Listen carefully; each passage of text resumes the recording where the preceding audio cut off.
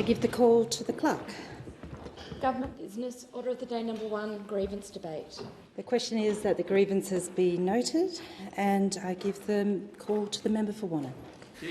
Thanks, Deputy Speaker. And the first issue that I'd like to speak on today is the offshore wind farm off the coast of Warrnambool and Port Fairy. Now, as the Minister for Climate Change and Energy, Chris Bowen, knows, my community does not want this offshore wind farm placed right next to a whale breeding zone. As a matter of fact, a breeding zone of a whale which is on the extinction list.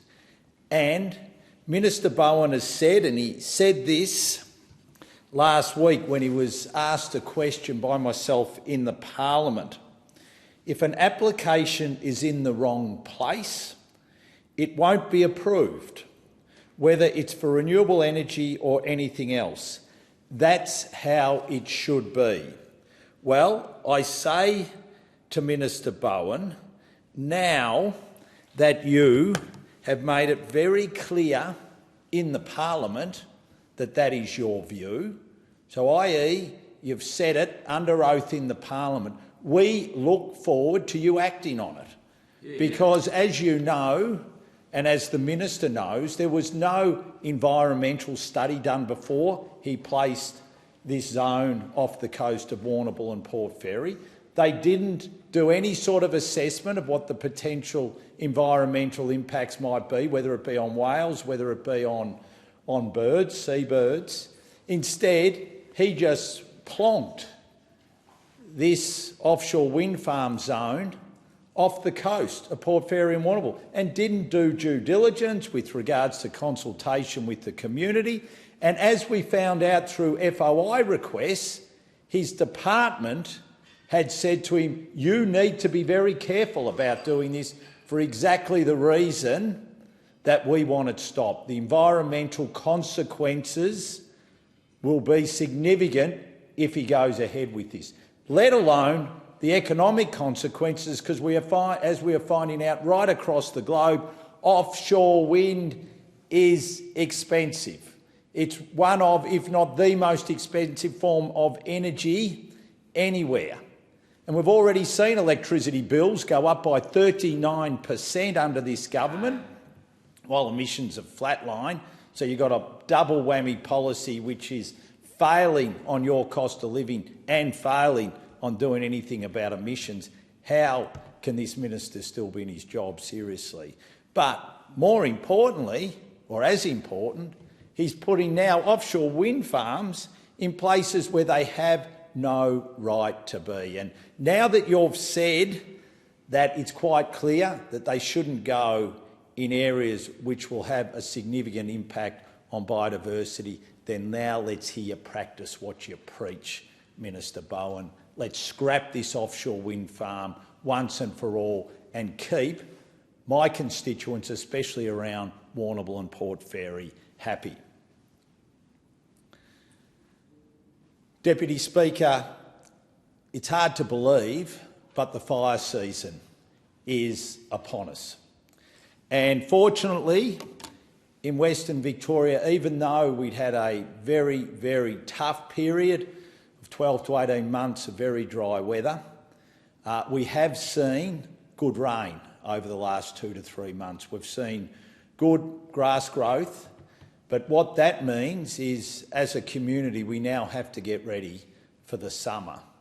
We obviously had the devastating bushfires in the Grampians last summer, so we are fully aware of the dangers of bushfires in Western Victoria.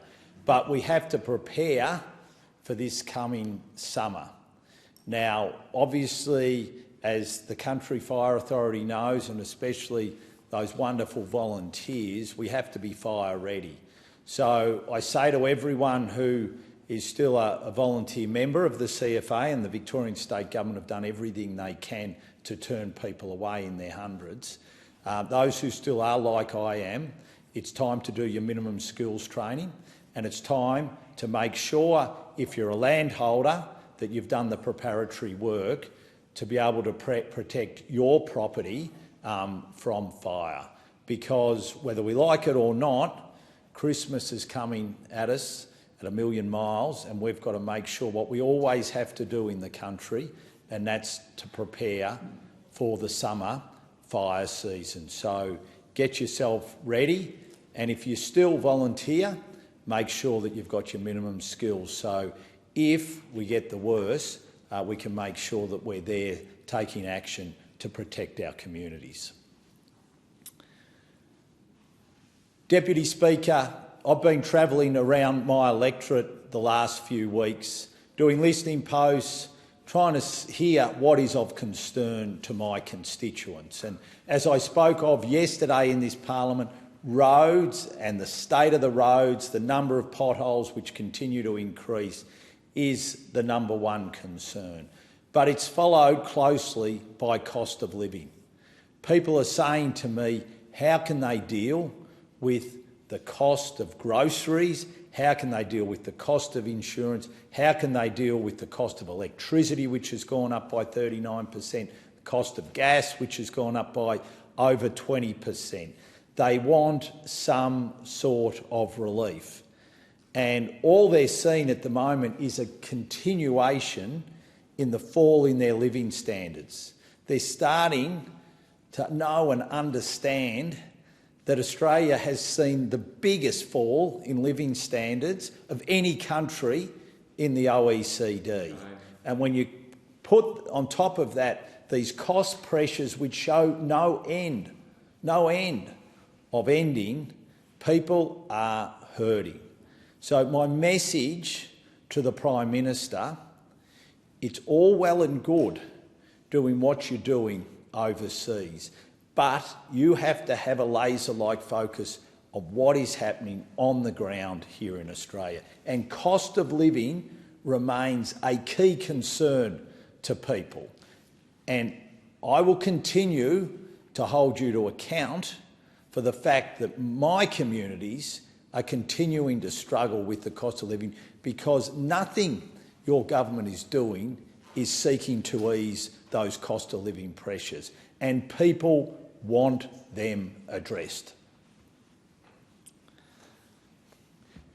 Deputy Speaker, one of the great days on my calendar every year is when I host the Wannon Sport and Volunteer Awards. People are nominated from right across the wonderful Wannon electorate, and they come together, and we always do it the same way. We do the wonderful people who volunteer in and around our sporting clubs, and then the wonderful people who volunteer for our community organisations.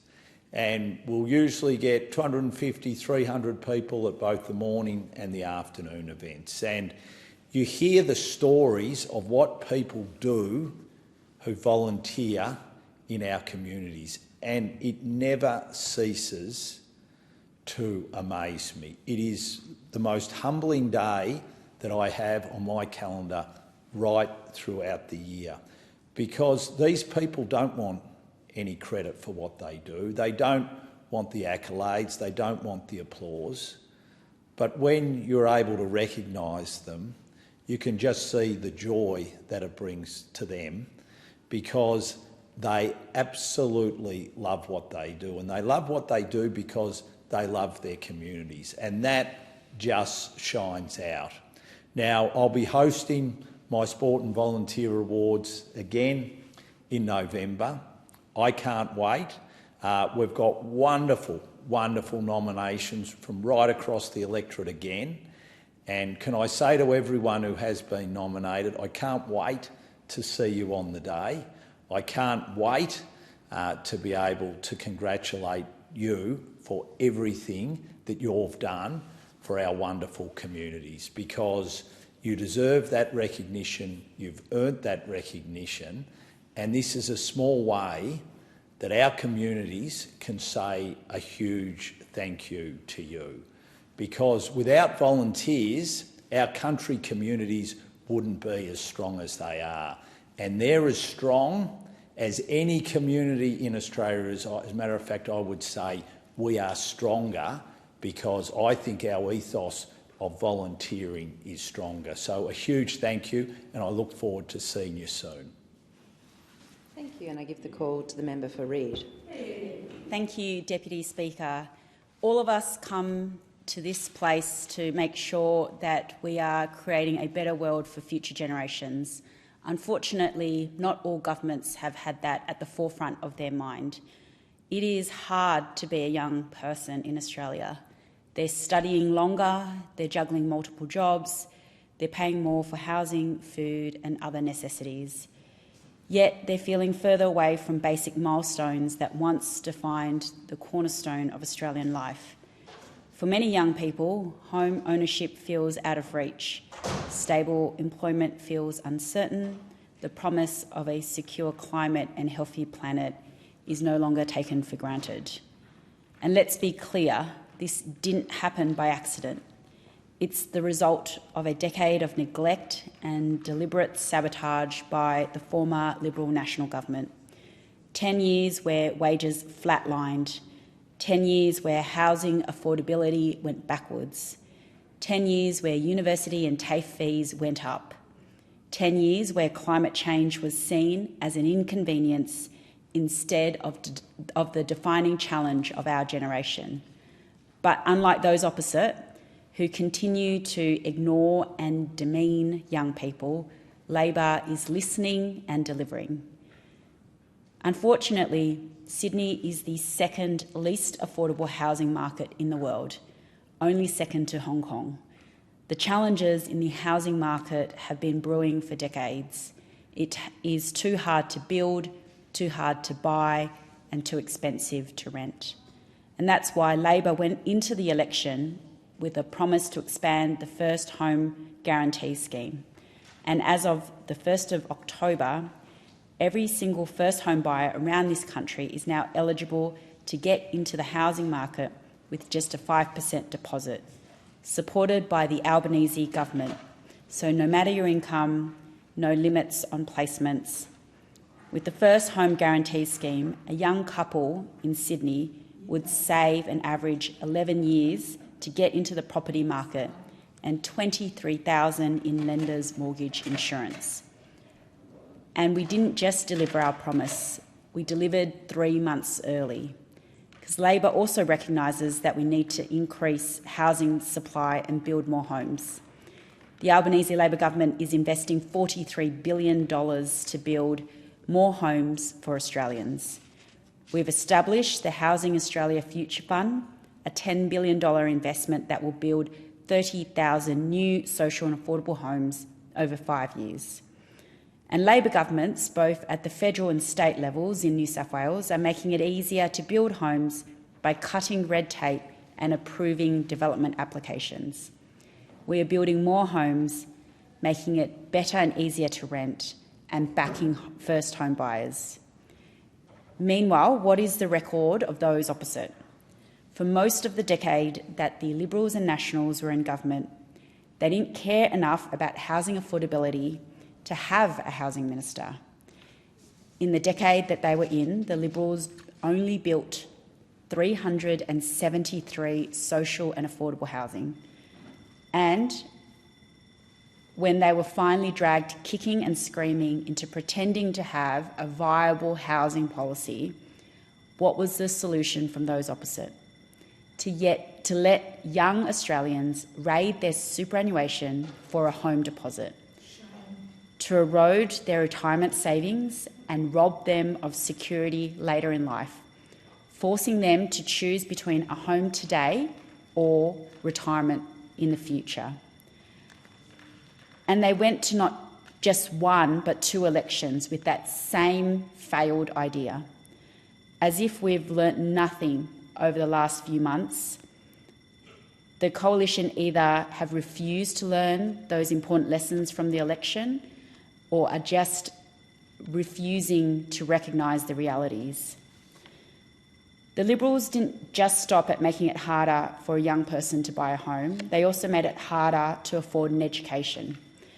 The Job Ready Graduate Scheme, introduced by the Morrison government, didn't do any of the things that it was supposed to do, didn't improve job outcomes like they promised, didn't boost enrolment in priority areas like they promised, didn't deliver value for students like they promised.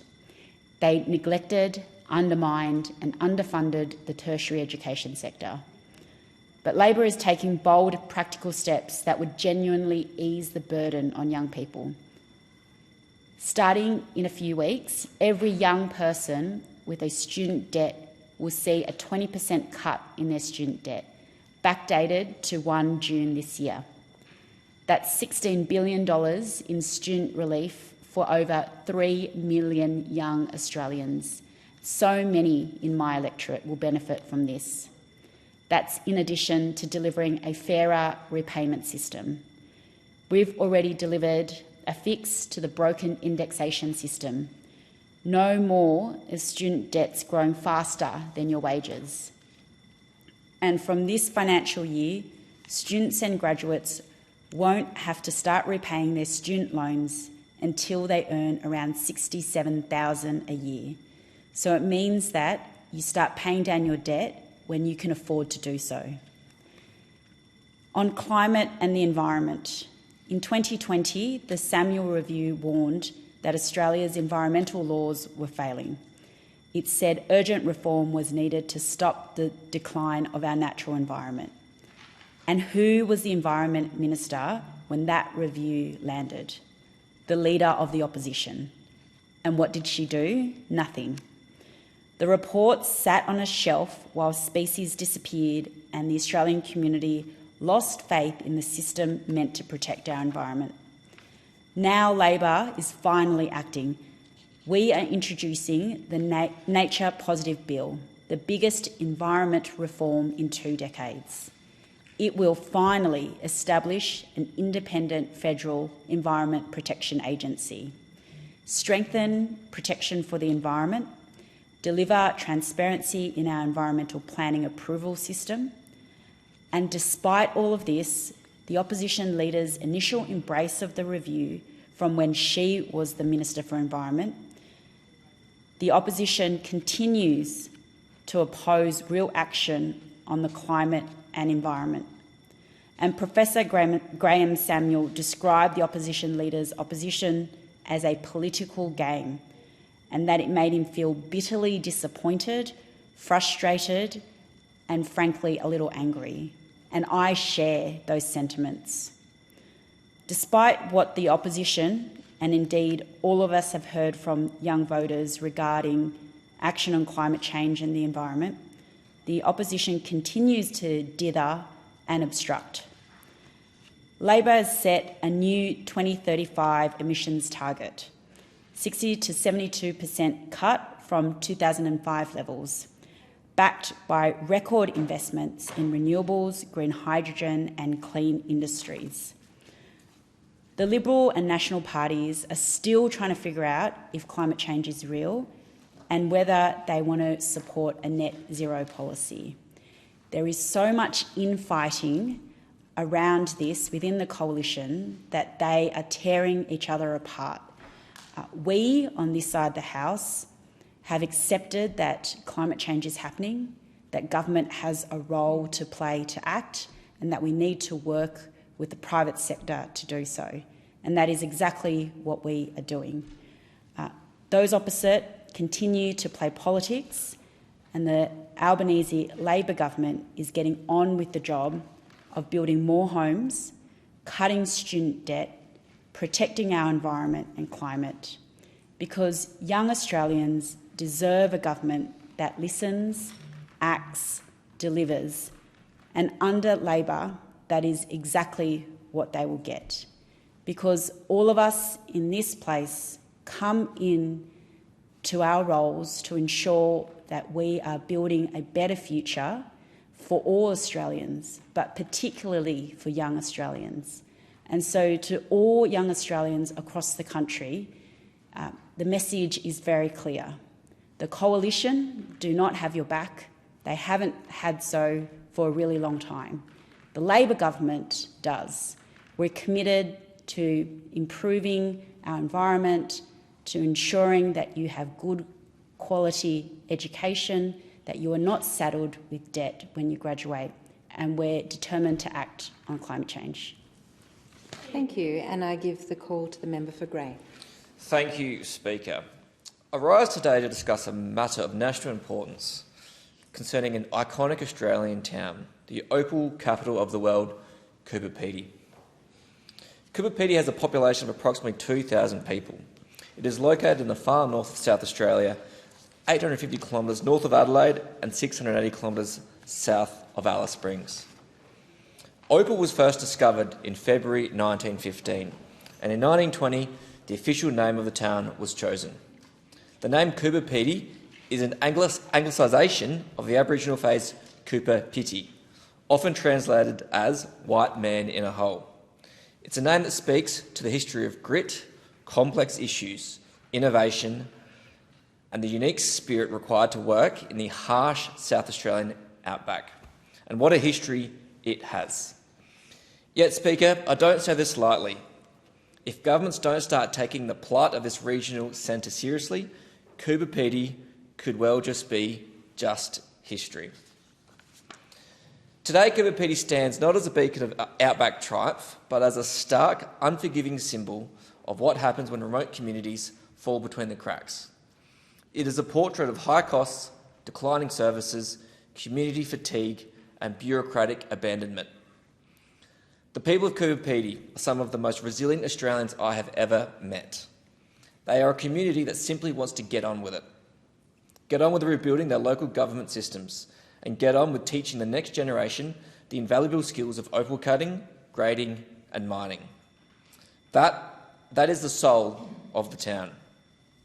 But they're being tied up, not by their work ethic or passion, but by government red tape and neglect. This is why I stand here demanding answers. Last week in Coober Pedy, I took the pledge to take this fight to Canberra, and I am proud to be joined in this urgent call for action by a man who knows this region well, who understands the frustrations and who is absolutely committed to delivering a fair deal for the outback, the Liberal candidate for Stuart, Leon Stevens. Leon is not a man for a photo op. He's committed to taking up Coober Pedy's fight and forcing a real plan for change, not another raft of reviews. Leon is right when he says that people here are dealing with something they do not deserve. Earlier this month, the true cost of the state Labor government's unimaginable financial waste, namely the $498 million loss on hydrogen in Whyalla, and that was laid bare by the Auditor-General. It makes me sick to think of what a fraction of that cost could do in Coober Pedy for essential services, particularly power and water. A mere 10% of that could have changed the lives of the entire community, but instead it went to the Premier's pet project in Whyalla that has not even commenced. Speaker, this is a disgrace, and Leon Stevens and I are demanding a fair go for this hard-working town. So where to from here? Well, we need plans, not promises. First, we are demanding a generally funded state and federal task force for Coober Pedy. Task force must deliver critically upgraded water and electricity infrastructure. The residents face constant failures, undrinkable water, ageing pipelines and crippling costs, 3 times more than what you would pay in Adelaide. Attached to this must be transparency on costs and timelines. The immediate yet feasible restoration of the elected local government in Coober Pedy. Now, the council's been in administration since 2019. This community must have its voice back. There is no publicised plan for the financial exit from administration, and this uncertainty is splitting the community. Second, we must provide funding tied to training and employment programs. The local industry is rich with knowledge. The best opal cutters in the world are right there, ready to teach local youth about presentation and grading. Yet we are told that the government has refused to use the local TAFE. They are refusing to use the TAFE due to outdated machinery. I'll bet my last dollar that the pencil pushers in Adelaide that make that decision haven't even seen an opal mine in action.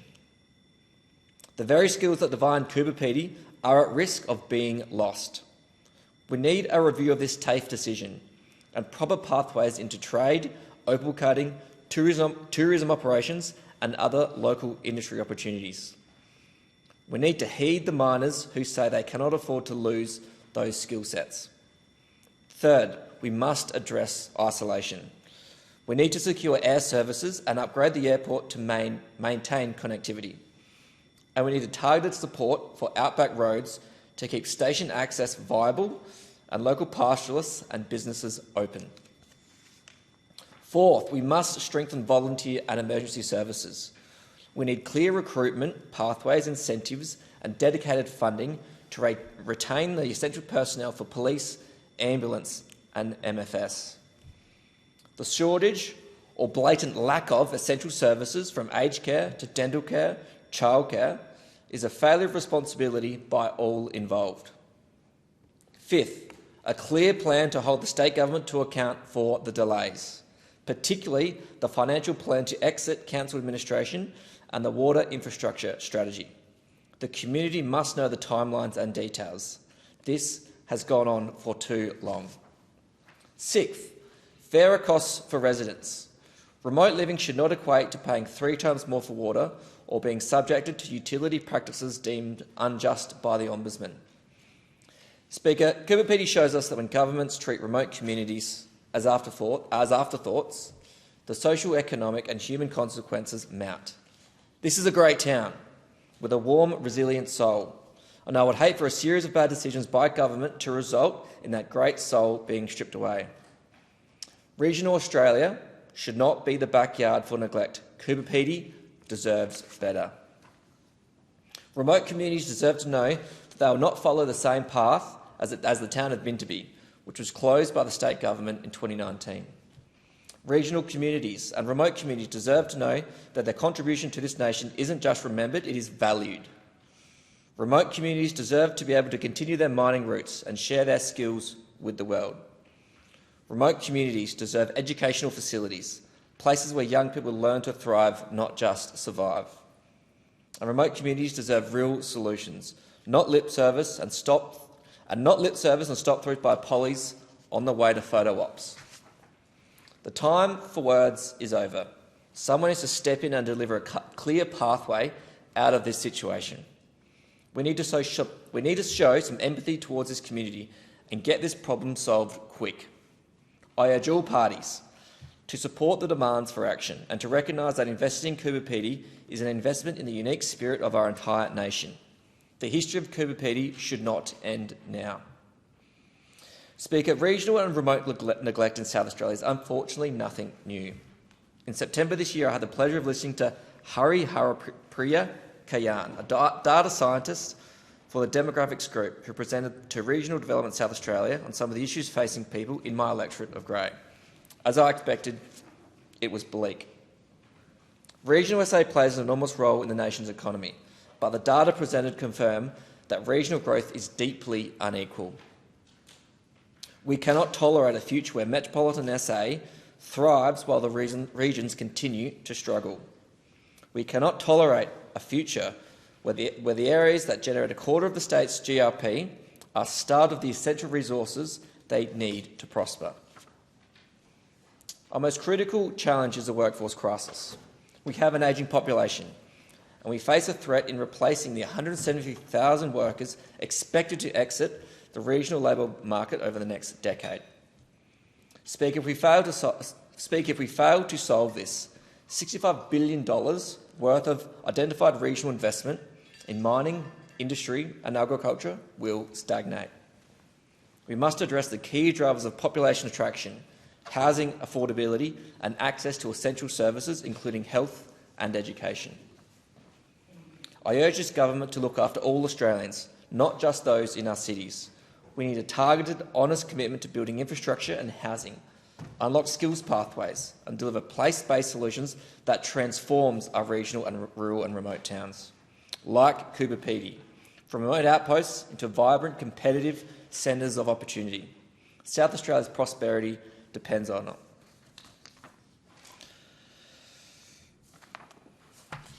Looking at these issues back to back, regional inequality and the plight of Coober Pedy tells a tale. It tells a tale of state and federal governments out of touch with the country and out of touch with real hard-working Australians. Thank you, Speaker. Thank you. And I give the call to the member for Lingiari. Thank you, Deputy Speaker. I want to spend a few moments reflecting on the 40th anniversary of the Uluru Handbag. I want to thank the Anagu traditional owners for welcoming the Prime Minister, the Minister for the Environment and myself, including some of my colleagues from the Northern Territory Parliament. I want to thank the Anagu for their grace, for their hope, for their strength. Uluru is a place of immense importance in our national fabric. This landmark is also known across the world as an emblem of Australia. It attracts tourists and visitors from all over the country and from all walks of life. People come because Uluru holds a unique power, and anyone who has visited can attest that it is a sacred place. The Anagu have protected this place for countless generations, and to them their custodianship of Uluru has never been in question. Yet their legal right to this ancient landmark was only recognised 40 years ago. This recognition under Australian law, or whitefella law, took many decades of struggle and advocacy. It's incredibly hard to describe First Nation people's connection to their country. Severing First Nation people from their country is like a person going blind. You still exist in this place, but you are cut off from your senses. Your ability to understand and interact with the world around you is greatly impacted. That's why the Uluru Handbag was so important. It was an act to make the Anagu people feel whole again. The Australian spirit I saw on display over the weekend was not a spiteful one. It was one where Aboriginal and a number of non-Aboriginal people came together to celebrate an important milestone. It was the first time a Prime Minister celebrated this important milestone, and having the PM there was an important symbol of this government's commitment to Aboriginal and Torres Strait Islander people, to say we are behind you in the fight for recognition. As the Prime Minister said, this fight is not linear. It takes twists and turns, it holds successes and many failures. Going back to Uluru reminded me of this. It is a place I've been many times before, but most recently in 2023, just before and prior to the referendum. While we all accept the outcome of the referendum, the journey forward is not over. The words of the Uluru Statement still ring loud and clear. I was at Uluru in 2017 with the hundreds of First Nation delegates from all over this great continent. I felt the hope and the resilience that was still in the air. That longing and desire to forge a better and more just country, a country that has reckoned with its history, has not diminished. As a representative of the dozen of remote communities which overwhelmingly voted yes, it is my duty to continue advocating for a path forward. To me, that path lays in truth-telling. As we saw at Uluru, celebrating First Nation cultures enriches all of us. It brings people together in a way we can be proud of. But this celebration has to be meaningful, and it has to be genuinely there to uplift First Nation people. A recent example of what this celebration could and should look like unfolded in Alice Springs. Not enough is done to remind Australians what an extraordinary place Alice Springs is. For so many people throughout the country and the world who are interested in Indigenous art and culture, it is a place worth visiting and celebrating. Perhaps the best starting point is to understand that Aboriginal people and culture have endured in the heart of our mostly arid continent. Against all odds, and on the 23rd of May 2000, there was a determination that the rights of the Mambantwa, Anchul and Ilpa estate groups had survived the imposed establishment of an urban population centre on their country. Although by the mid-20th century, native title had been extinguished throughout much of that area, the determination made it clear that the significance of sacred sites, the authority of custodians to protect them, was reaffirmed. The vulnerability of such sites under Northern Territory legislation had been revealed in 1992, when the Northern Territory government of the day would have destroyed the important Todd River sites if it hadn't been for Commonwealth ministerial override. Consistent with results in the last federal election, the recent Alice Springs Town Council elections, the people of Alice Springs are progressive, they're multicultural and mutually respectful. They want to see business development and opportunities for everyone, but at the same time recognise and in fact seek to leverage Alice's unique circumstances. It is a native title town which is the hub for constellation of remote Aboriginal communities spread throughout Central Australia. This aspect of Alice Springs' contemporary character features the interconnection of Aboriginal culture from different groups across various regions and value adds to what would be an otherwise extremely limited local economy. Many tourists come to Central Australia specifically because of this cultural context. Everyone loves Indigenous art. Most Indigenous art is sourced from the worldview of what in Central Australia they call Jukapa. There are other equivalent terms throughout the country. This worldview substantially links together particular living human stories about how the country was formed and shaped and obligations of ownership and protection. Understanding this art requires acknowledging how Aboriginal people have been impacted by history, both distant and recent. In other words, Aboriginal art is not a mere decoration, but a true appreciation of it involves opening up to truth-telling. Truth-telling about ownership of country under traditional law and custom, and a willingness to understand the ongoing structural conflicts which arise as a result of that appropriation of that land. Discussions about these things should not be shied away from as divisive or uncomfortable. They are a necessary pathway to reconciliation. Reconciliation is a destination where all Australians can embrace and celebrate the heritage which Aboriginal Australians have bequeathed to this nation. Which is why it is disappointing to hear the current Northern Territory Government Treasurer and some others recently speak and remove the partnership about the Aboriginal and Torres Strait Islander Art Gallery of Australia as if it was a Bunnings site, a box to be ticked in order to promote foot traffic through the Alice Springs Mall. The Northern Territory Government's downscaling of the building and sacred sites concerns and proximity of proposed site to a commercial alcohol and gaming machine business which profits from Aboriginal people were dismissively shrugged off. Many years ago, many people in Alice Springs started a campaign for a national Aboriginal art gallery in Alice Springs.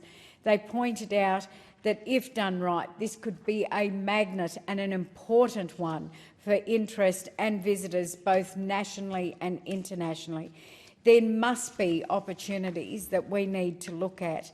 I think continue to work with the federal government, the state government, but also that community to see that we all need to come together and that the commercial potential for Alice Springs for the establishment of such a centre is still high, no matter where this could be. Tourists who go to the centre will always end up going up to the Todd Mall, even if we put it somewhere else and would spend money. The whole town would benefit.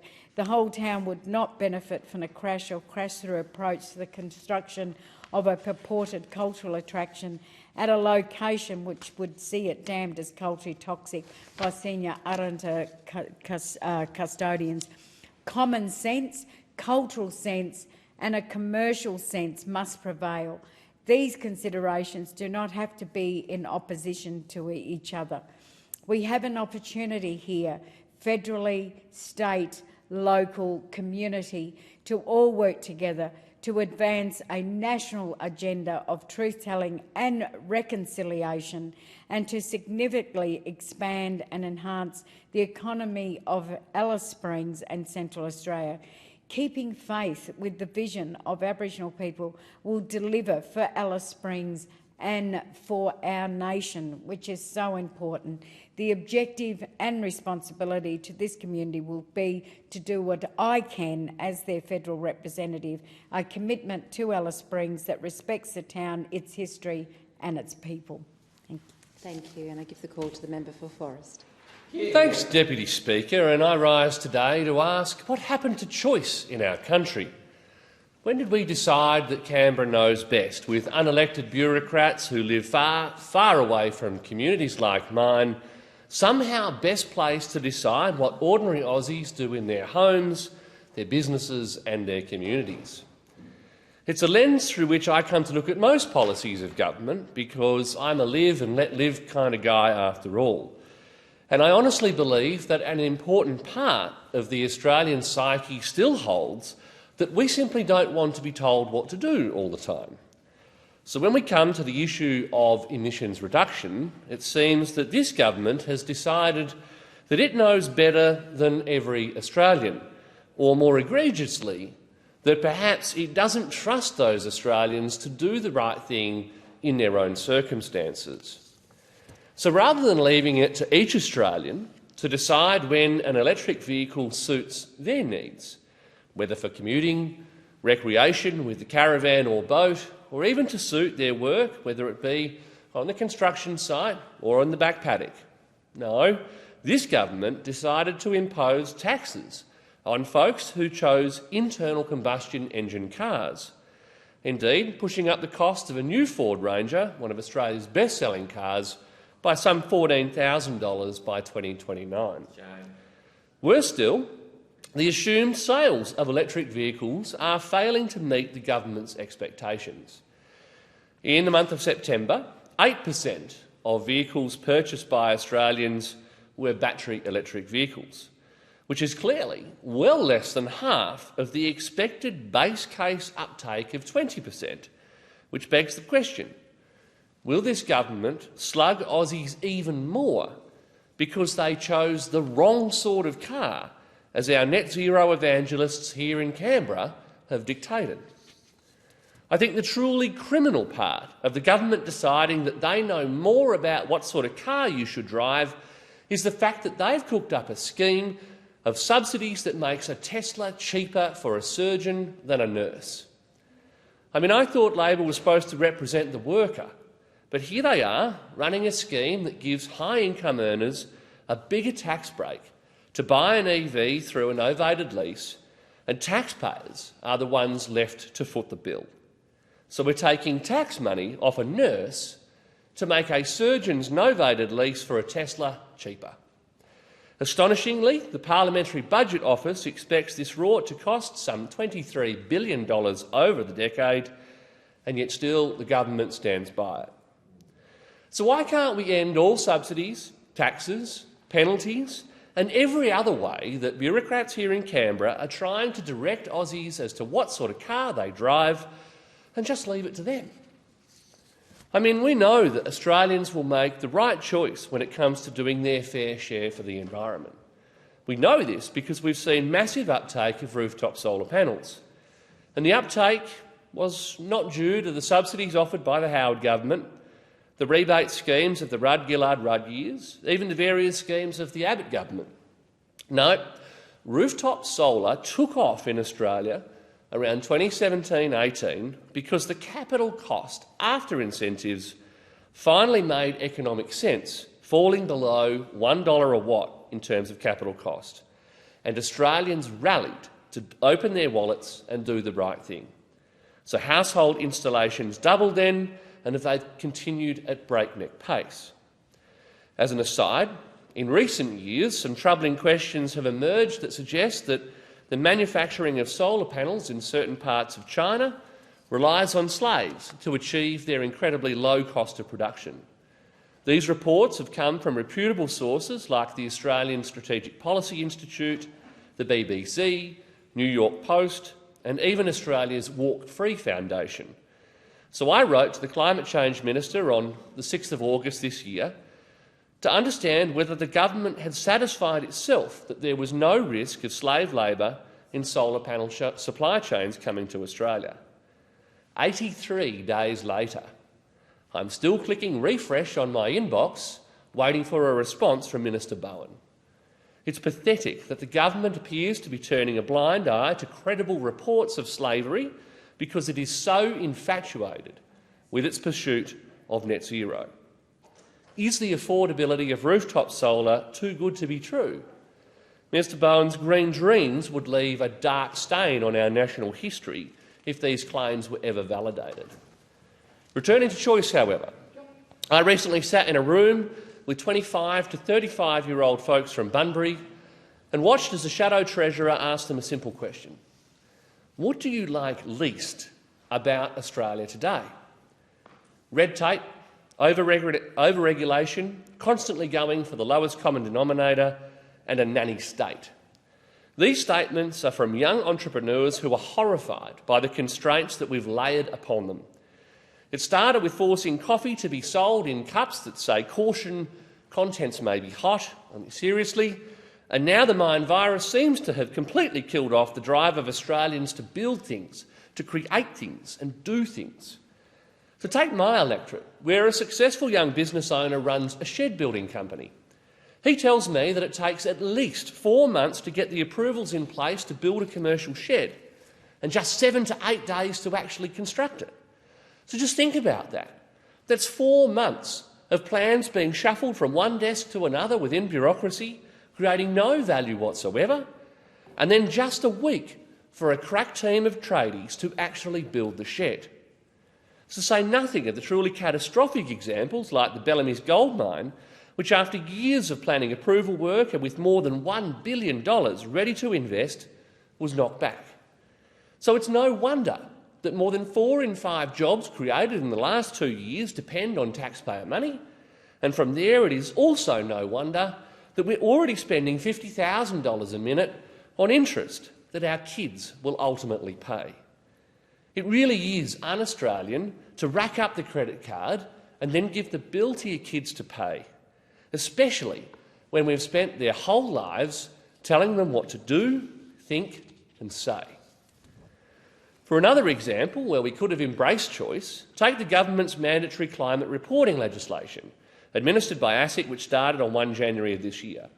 Businesses across the nation are now required to document, calculate and estimate their emissions and credits with a level of detail that frankly demands additional staff or compliance specialists.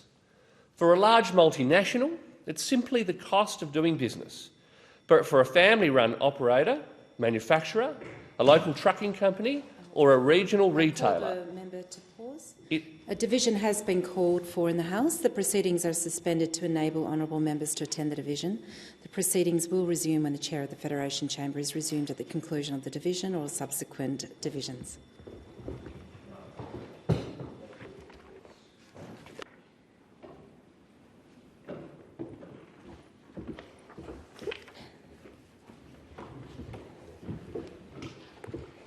The time for a grievance debate has expired. The debate is interrupted in accordance with Standing Order 192B. The debate is adjourned and the resumption of the debate will be made in order of the day for the next sitting. The Federation Chamber stands suspended until 4 p.m. Thank you. Sorry, I should have clarified.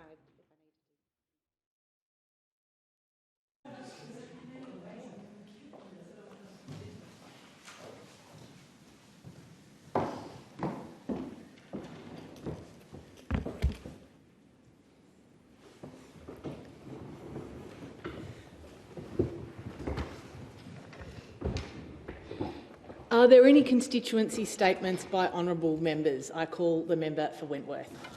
Deputy Speaker, Wentworth is home to many communities I care deeply about, including those working in film and television.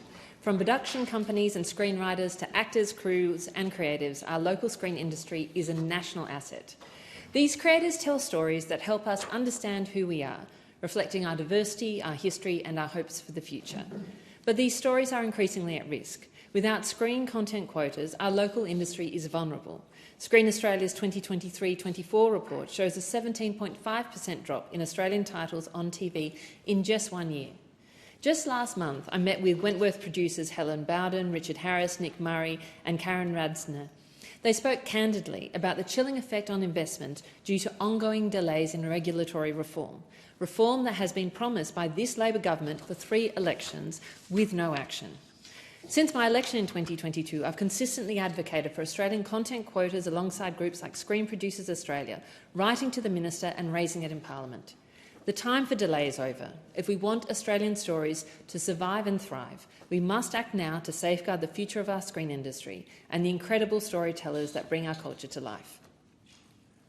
I find a lot of joy in my job as Wentworth's MPs, especially in meeting the incredible people who call our community home and hearing about the initiatives they're leading. One program I hold close to my heart is CRISP, the Community Refugee Integration and Settlement Program, a government-supported initiative run with Community Refugee Sponsorship Australia. CRISP enables local groups, just ordinary people, to welcome refugee families and support them from day one of their Australian journey.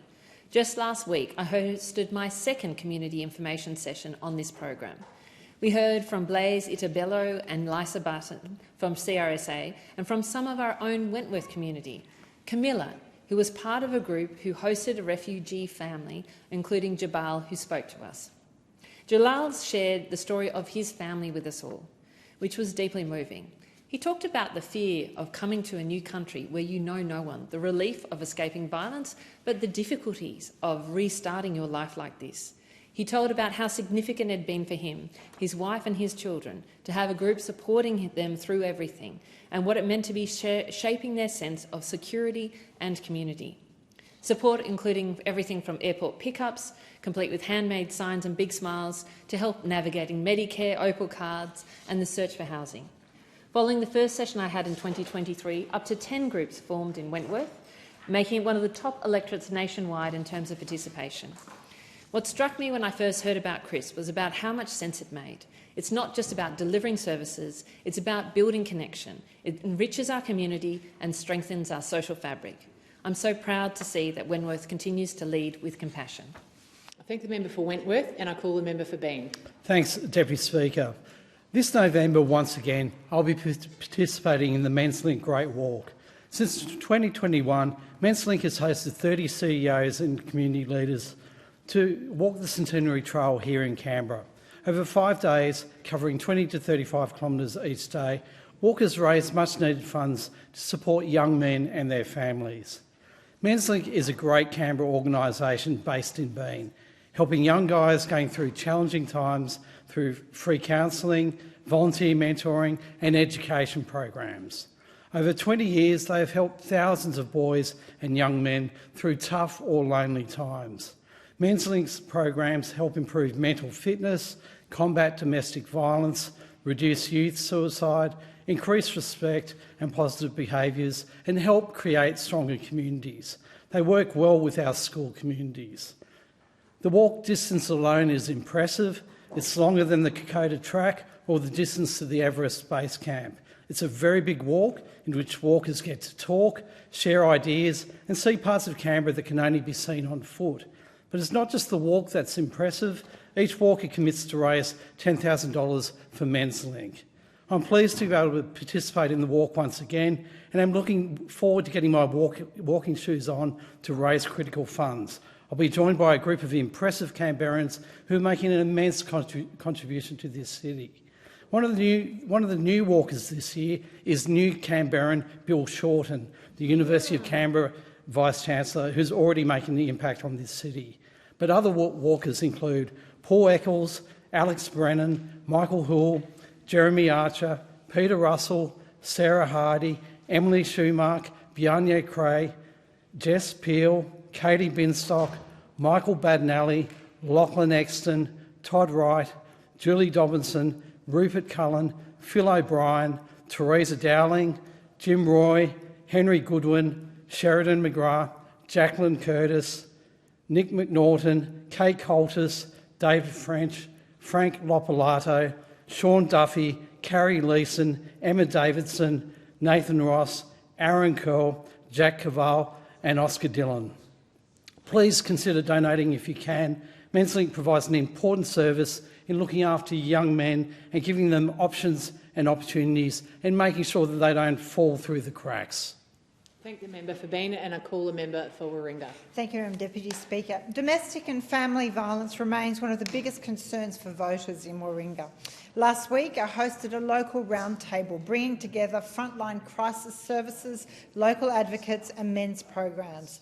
The discussion reinforced the state of crisis demand for services, and it's just staggering.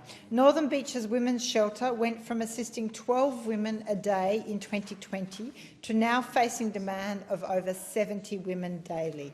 Last year, they had to turn away over 580 women due to capacity shortages. Mary's House turned away 118 women, not because they didn't need help, but because there was nowhere to go or to help them. Services like Local Kind, Vinnie's and Mary's House provide in-kind support for women, including those on temporary visas. Often they have no working rights, and when they're escaping violence, they are left with no assistance. This places enormous strain on these non-for-profit organisations who already have such stretched resources. We also heard from Mentoring Men, a national volunteer-led peer counselling service. 40% of their conversations with men are about relationships and the challenges they face. Also raised was during the essentially often it happens during key life transitions, including like the birth of a child. And we know anecdotally that the birth of children is often a time when women are particularly vulnerable to violence from their partner, and is actually when rates increase. And so that's why a service like Mentoring Men and these conversations are so essential and desperately need support. Funding remains a major barrier. These services rely heavily on philanthropy, fundraising activities, because ultimately there is government funding shortfall. Mentoring Men faces an immediate $150,000 shortfall and needs $3 million annually for stability. Northern Beaches Women's Shelter receives just $60,000 in government funding against a service cost of nearly $1 million. We cannot fail these essential services, and these are just examples within my community. I appreciate there are many more. They need more than just thoughts and prayers from governments when horrific incidents happen. We need, and during the roundtable, 5 areas emerged that would dramatically move the dial and assist. First and foremost, support for women escaping domestic and family violence who are on partner-linked visas. They need to get access to faster, more efficient resolution of their visa status to ensure that they can access supports like housing and job seeker, and that will free up the funds of non-for-profit organisations currently covering the rest. We need to prioritise prevention and address root causes, making sure there is funding to assist these organisations. Of course, the list is long, and I urge the government to do more. Thank the member, and I call Minister McBain.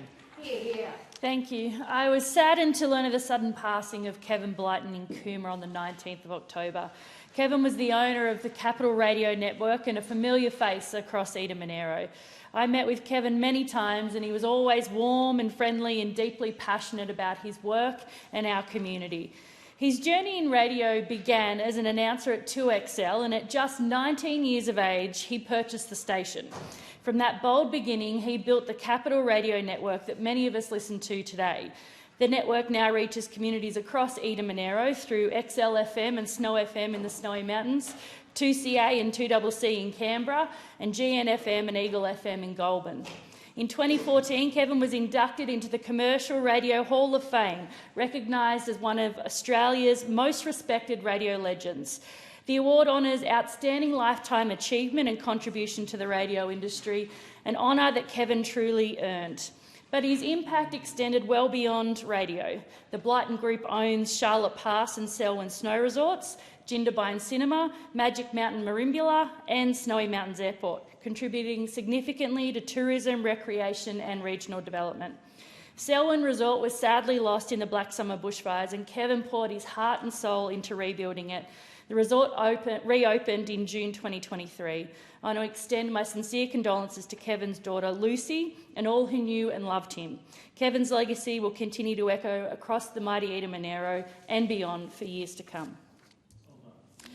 I want to commend the incredible athletes at Delegate Public School in the mighty Eden Monaro. Students at Delegate Public School take their athletics very seriously. This year, 4 students, Lily, James, Meyer and Abby, made their way to Sydney for the New South Wales Primary School Athletics Championships. They raced in the mixed 4x100 metre relay. They came 12th out of 20 teams. We had 1 Year 3 student competing, racing against Years 5 and 6 students. What is truly commendable is Delegate is a town of 300 people, and we had 600 people watching on Facebook to see how these kids went. Well done, guys. You've really shown what it takes to grow up in a regional area and compete with the best and brightest across the state. I want to finally acknowledge the remarkable growth and achievements of the Queanbeyan Croquet Club that I had the pleasure of visiting recently. Just a few years ago, this club only had 16 members. Today, it boasts a vibrant and active membership of 47. And whilst many enjoy the social side of croquet, a growing number excelling in competitive play, travelling across New South Wales, consistently placing in top positions. In the past month alone, Queanbeyan players have secured 2nd place in a national competition in Albury, 1st place in the Nowra Club competition and 2nd in the Young Club competition. The competitive journey only started 3 years ago when they entered the lowest division of New South Wales pennants. Now they're entering divisions in 1st and 2nd divisions, defeating long-term champions. I call a member for Nichols. Thank you, Deputy Speaker. I rise today to speak on behalf of Grace Thackeray from my electorate, who was one of the many to participate in the Raise Our Voice program, which this year asked young people, what steps should the government take today to build a better future for young Australians? And this was Grace's response to that question. Good afternoon, Parliament. My name is Grace Thackeray. I'm 18 and I'm from Yarrawonga, which is in the electorate of Nichols in a regional part of Victoria. Did you know that nearly half of young Australians say they feel unprepared for the future? That's why the steps our government takes today matter so much. First, education must be a top priority. We need modern classrooms, digital tools and well-supported teachers so that every young person is ready for the jobs of tomorrow, no matter where they live. Second, mental health support must improve. Too many young Australians struggle with stress and anxiety. Affordable, accessible services in schools and communities can turn survival into success. Finally, young people deserve a seat at the table. Advisory councils and leadership programs give us the voice in shaping the policies that affect our future.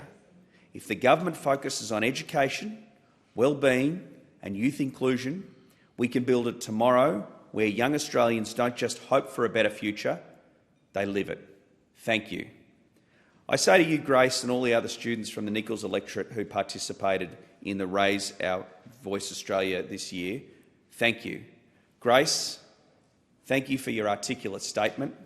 Your message has been heard by the people in this place and I'm sure will be acted on by both sides of Parliament. Your message about education, mental health and engaging and listening to young people is a message that all of us have heard, and I will do my best to continue to engage with young people around the electorate of Nichols. Thank you very much, Grace. Thank you, Deputy Speaker. I thank the member for Nichols and I call Assistant Minister. Deputy Speaker, in September, Australia Post informed me of their decision to close the Tuggerah Business Hub, effective on 5 p.m. Wednesday the 22nd of October. The Australia Post Business Hub at Tuggerah offers a vital service for businesses across the coast, opened extended hours and receiving late parcel drop-offs. I was disappointed when Australia Post suggested customers could access nearby retail post offices which don't offer comparable drop-off services and are not open extended hours. In fact, if the hub was to close, the nearest business hub would be in Frenchs Forest, more than 80 kilometres away. Following Australia Post's decision, I met with local businesses, Australia Post staff, union representatives and the Communications Minister. Our campaign to stop the closure reached more than 50,000 people and was backed in by a community petition opposing the closure. After my public call for a meeting, on Friday the 17th of October, the CEO of Australia Post met with me and I presented the views of our community, including from locals and businesses. On Monday the 20th of October, 3 days before the scheduled closure, Australia Post called to inform me that they would keep the Tuggerah Business Hub open. for a further 6 months while they monitor customer numbers. This is a pleasing outcome, and I would like to extend my thanks to the community and small businesses who joined me in calling for the business hub to remain open. But our work is not done. I would encourage locals and businesses on the coast to utilise the business hub to demonstrate to Australia Post the value of this service to our community. Deputy Speaker, recently I joined Father Ransom and my mother Barbie for the official reopening of the blessing of the Warrnambool Wellness Centre following an extensive renovation. The centre means a lot to me and my family, as it provided support and care to my late father Grant while he was living with younger onset dementia. I want to thank Centre Coordinator Michelle, Catholic Care and all the staff for the deep care you showed not just my father, but all the people who attend Warrnambool Wellness Centre and their loved ones. Deputy Speaker, the Central Coast Women's Health Centre, affectionately known by locals as Rose Cottage, has celebrated their 30th birthday. For 30 years, Rose Cottage has provided a range of vital health services for women, including pregnancy planning, breast screening, cervical screening, menopause and perimenopause support, counselling and much more. CEO Sarah Foster said, and I quote, "Despite the many obstacles the centre has faced, Rose Cottage has endured and flourished, becoming a cherished part of the social fabric of the Central Coast. Congratulations to all of the staff and the many dedicated volunteers at Rose Cottage for your ongoing work to make sure women on the Central Coast have safe, accessible and affordable care." Thank the Assistant Minister, and I call the member for Flynn. Thank you, Deputy Speaker. It's an abomination. And the old saying, if it's not broken, don't fix it. We used the old one at our sports club to check the rain. So easy. The new one, not so much. Deputy Speaker, these are some of the comments on my social media pages regarding the Bureau of Meteorology's new website. These comments are not a minority. Social media feeds were filled with negative comments about the BOM's new website as soon as it launched. The new website has left Australians struggling to find basic weather information.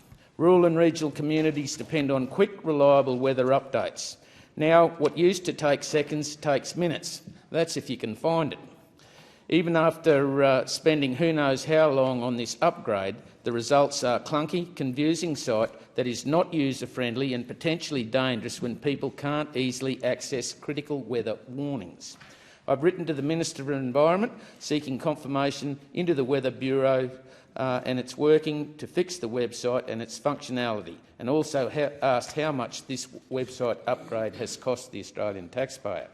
I also wrote to the Minister in June advocating for a much-needed upgrade of the Bureau's Gladstone radar, known locally as Radar Hill. This ageing radar facility plays a vital role in weather monitoring and early warnings across the vast region, including Gympie to Mackay and inland to Taroom and Emerald. And this supports the harbour and the industrial and agricultural sectors in central Queensland.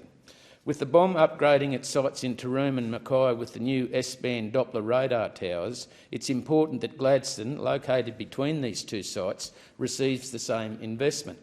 The current radar covers key catchments including the eastern Dawson and southern Fitzroy, as well as parts of the Burnett and Colin, making its reliability and accuracy essential for emergency services response and flood preparedness. Extreme Engineering at Gladstone is a Gladstone-based company and is a recognised expert in the field. They have successfully delivered numerous Doppler radar towers across Australia and are the preferred contractor for this work. Their products are Australian-made, supporting local manufacturing and regional jobs, so they would be ideally placed to deliver the Gladstone radar upgrade. The new radar at Gladstone will improve safety and forecasting in the key economic and agricultural region, a project clearly in the national interest. It's time the Minister stepped up and addressed these issues as a matter of urgency, and it's all about safety, productivity and reliability for central Queensland and the region beyond. Thank the member for Flynn, and I call the member for Gilmore. Thank you. Today I'm delighted to read a speech written by 13-year-old Cliff Hoffman from Shoalhaven Heads. a Year 7 student at Bomaderry High School, Cliff is concerned about the number of potholes around the region and used the Raise Our Voice in Parliament competition to highlight his frustration. Cliff makes some really good points, and I actually agree that our council roads do need fixing. That's why I chose his speech to be read out in federal Parliament today. Do you know how much it costs to buy a new tyre when you blow your tyre driving over a pothole? Well, let me tell you, it is not cheap. I am sure you did not know that 7% of the Shoalhavens roads have terrible underlying pavement conditions and a cost of $133 million to reconstruct to a satisfactory standard. In 2022 and beyond, potholes have led to severe car damage, including bent rims and blown tyres.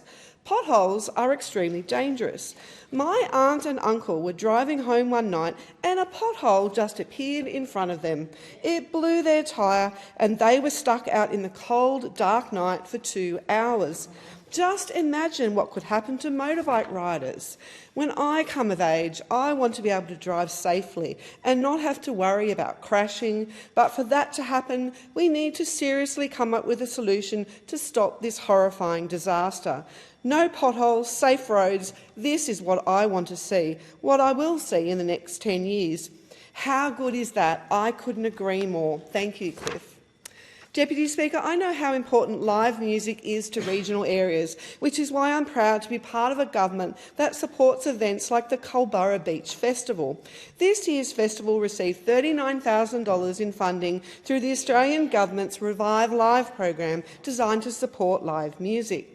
The Culburra Beach Festival has been running since 2011 and provides live entertainment for locals and visitors to the South Coast.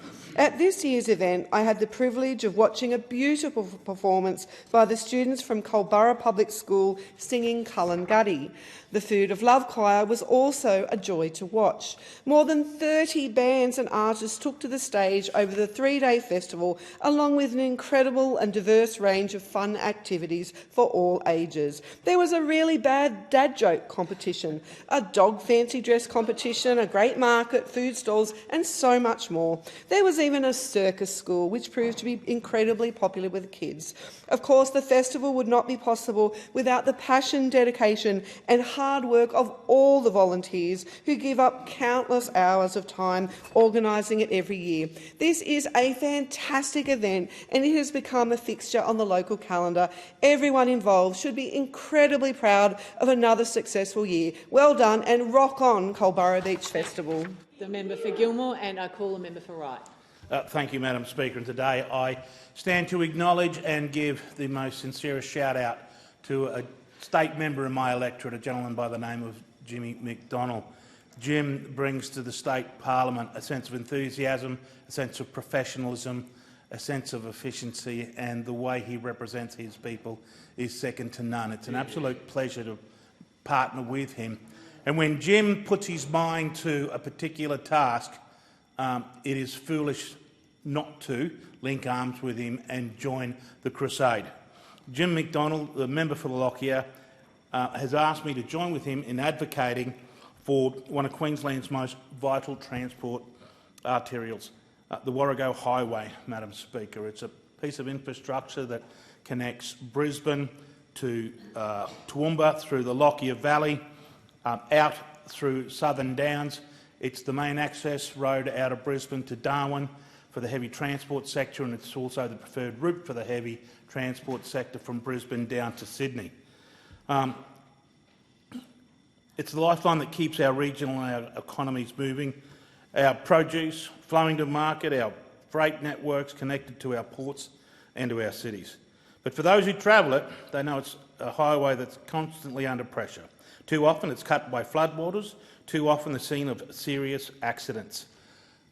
Now, to say it's cut by floodwaters, Madam Speaker, I have been a member of the parliament for 15 years and I can reliably tell this parliament that every second year that road is cut. And it's cut at the Forest Hill Fernvale Road Glenore intersection. And Jim is asking for serious attention to be given to that intersection. Recently, I acknowledge the federal government entered back into an arrangement with the Queensland government into an 80-20 partnership for the Bruce Highway. We welcome that, because when we were in government, we did all of them 80-20 on the regional roads, and the metropolitans were done at a 50-50. I'm today calling on the Minister for Transport and Infrastructure to add this intersection to the Bruce Highway, particularly in light of the demands that are going to be on that corridor as we start to prepare for the Olympic Games. We will be having some of the most significant equine events hosted in Toowoomba, and I can tell you from the amount of times that that road has been blocked, Mother Nature is not specific to a particular month. Floods can come in any month, and we should not be embarrassing ourselves by hosting events that are inaccessible because of these particular intersections. Jim McDonnell, you're a champion for the community. You and I will lock arms, get the costings together, get them down here to Canberra, and I'll lobby for you. Thank you. The member for Wright, and I call the member for Corangamite. Thank you, Deputy Speaker. There's great news for locals across the Bellarine, the Surf Coast and the Geelong region, and it's all about healthcare. The Albanese government is making the single largest investment in the history of Medicare, so more Australians can see a GP for free. From this Saturday, the bulk billing incentive will be expanded to all Australians, boosting payments to GPs who bulk bill every patient. Nationally, it will mean 18 million more bulk billed GP visits every year, with the number of bulk billing clinics set to triple. And by 2030, 9 out of 10 GP visits will be bulk billed. After a decade of cuts and neglect by those opposite, bulk billing was in freefall, and we're now turning it around. Whether your family needs urgent care or regular checkups, we want every Australian to be able to access free health care with their Medicare card. That's why we're also delivering Medicare urgent care clinics for walk-in urgent care, with one in Belmont and one set for Torquay in my electorate on the Surf Coast. Cheaper medicines, with no PBS script costing more than $25 from January. More free mental health support, including mental health prevention hubs, and more training for thousands of doctors and nurses to care for Australian families. Deputy Speaker, a strong Medicare doesn't just mean better access to healthcare. It means stronger families, stronger communities and a stronger nation. And that's exactly what the Albanese Labor government is delivering. As part of our work to strengthen Medicare, we're also putting women's health front and centre. From November the 1st, changes to the Medicare benefits schedule will give women across the Bellarine, the Surf Coast and Geelong more contraceptive choice, making it cheaper and easier to access IUDs and contraceptive implants. We're also funding free training for health practitioners in the insertion and removal of IUDs and implants through the National AUSLARC program. This program will boost the number of qualified practitioners and improve access to services, ensuring women who get the care they need close to home. It's all part of our commitment to provide Australians with better access, lower costs and more choices when it comes to their health care. And that's why we're also working with the state government to deliver the new Barwon Women and Children's Hospital in Geelong, ensuring local families will be able to get the best maternity and paediatric care closer to home. And that's why we're strengthening Medicare and delivering the quality, affordable health care every Australian deserves. Thank you. Thank the member for Corangamite, and I call the member for Fadden. Thank you, Deputy Speaker. Today I rise to pay tribute to the local Paradise Point and District Meals on Wheels. I recently attended their AGM, and it was terrific to see the new air conditioning that we had recently installed, funded through a Stronger Communities grant earlier this year, was up and running, and with the warm weather in Queensland it was much appreciated. Big shout out to Cheryl, Paul and Di on the committee, and Michelle, who's the administrator, for their work and volunteering time. This is a critical connection for older residents in our community to have a chat as well as a meal. But special tribute must be paid to Jim Hall, who wasn't present at the AGM and who I was subsequently advised just this week had passed away at the age of 90. Jim gave 25 years of service to the Paradise Point Meals on Wheels, Valet Jim Hall. Deputy Speaker, I recently attended the Paradise Point Parkrun's 10th birthday celebrations, and it was a great weekend with a green and gold theme, and of course I went along and had a run, somewhat slower than I used to when I was attending a little bit more frequently, but this event is something very close to my heart because back when I was in council 10 years ago I established this event, and now it's an outstanding success with more than 350 runners attending each Saturday morning for a run or a walk along our beautiful Broadwater. And special shout out to Councillor Shelley Curtis, who continues to support our local community, and it was also great to see Parkrun Ambassador Sally Cameron there as well that morning, marking what is a very important milestone for our local community. Deputy Speaker, I wanted to give a special shout out to June Cantrell and her friends at the Pacific Pines Seniors Group. I went out and visited them a couple of weeks ago, and we had some frank discussions about housing for older Australians. Many of these residents wanted to downsize, but the red tape and the incentives are just not there for them to be able to get into better housing. So I think the issue that they raised of downsizing and right-sizing for older Australians is certainly one that should be heard loud and clear here in Canberra. And to June and those seniors, thank you for sharing your stories with me. Deputy Speaker, I rise to commend Arundel State School after attending their recent Mental Health Day, which is called Mental Wealth Day. My thanks to Principal Landon Dare, PNC President Sarah Hannon for their leadership, to Leah Heap and the Mental Wealth Committee. They delivered a fantastic day's events. It was backed by the local Coomba State High School, as well as the ambulance service, Surf Life Saving, QPS, the Men's Shed, local footy teams and more. It really is a great way for the kids to check in, ask for help and make sure they've got each other's backs. I thank the member for Fadden and call the member for Patterson. Thanks, Deputy Speaker. In May, Maitland lost a legend. For 80 years, he worked 5.5 days a week in High Street. John Palmer Partridge, a gentleman of Maitland. Hundreds filled the town hall for his funeral, and local poet larrikin Bill Carney wrote this for him.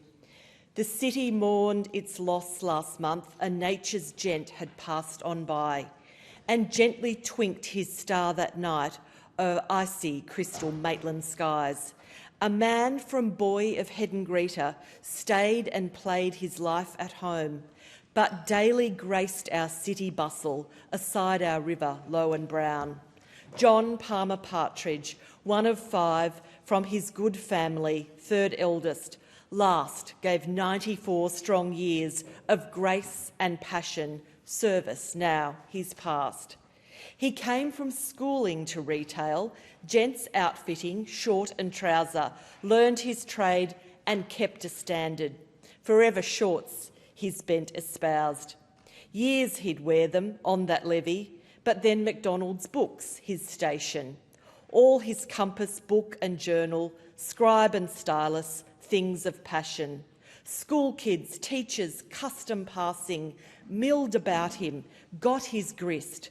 The book you're after, this one, that one, sure, he'd know it, never miss. And so it went for 70 years and 14, daily in his castle. Look it up and book it up, your interest in his mind would nestle. Ever present, ever patient, ever kind, as well to writers, poets, triers, fledgling authors, history scribes and poor beniters.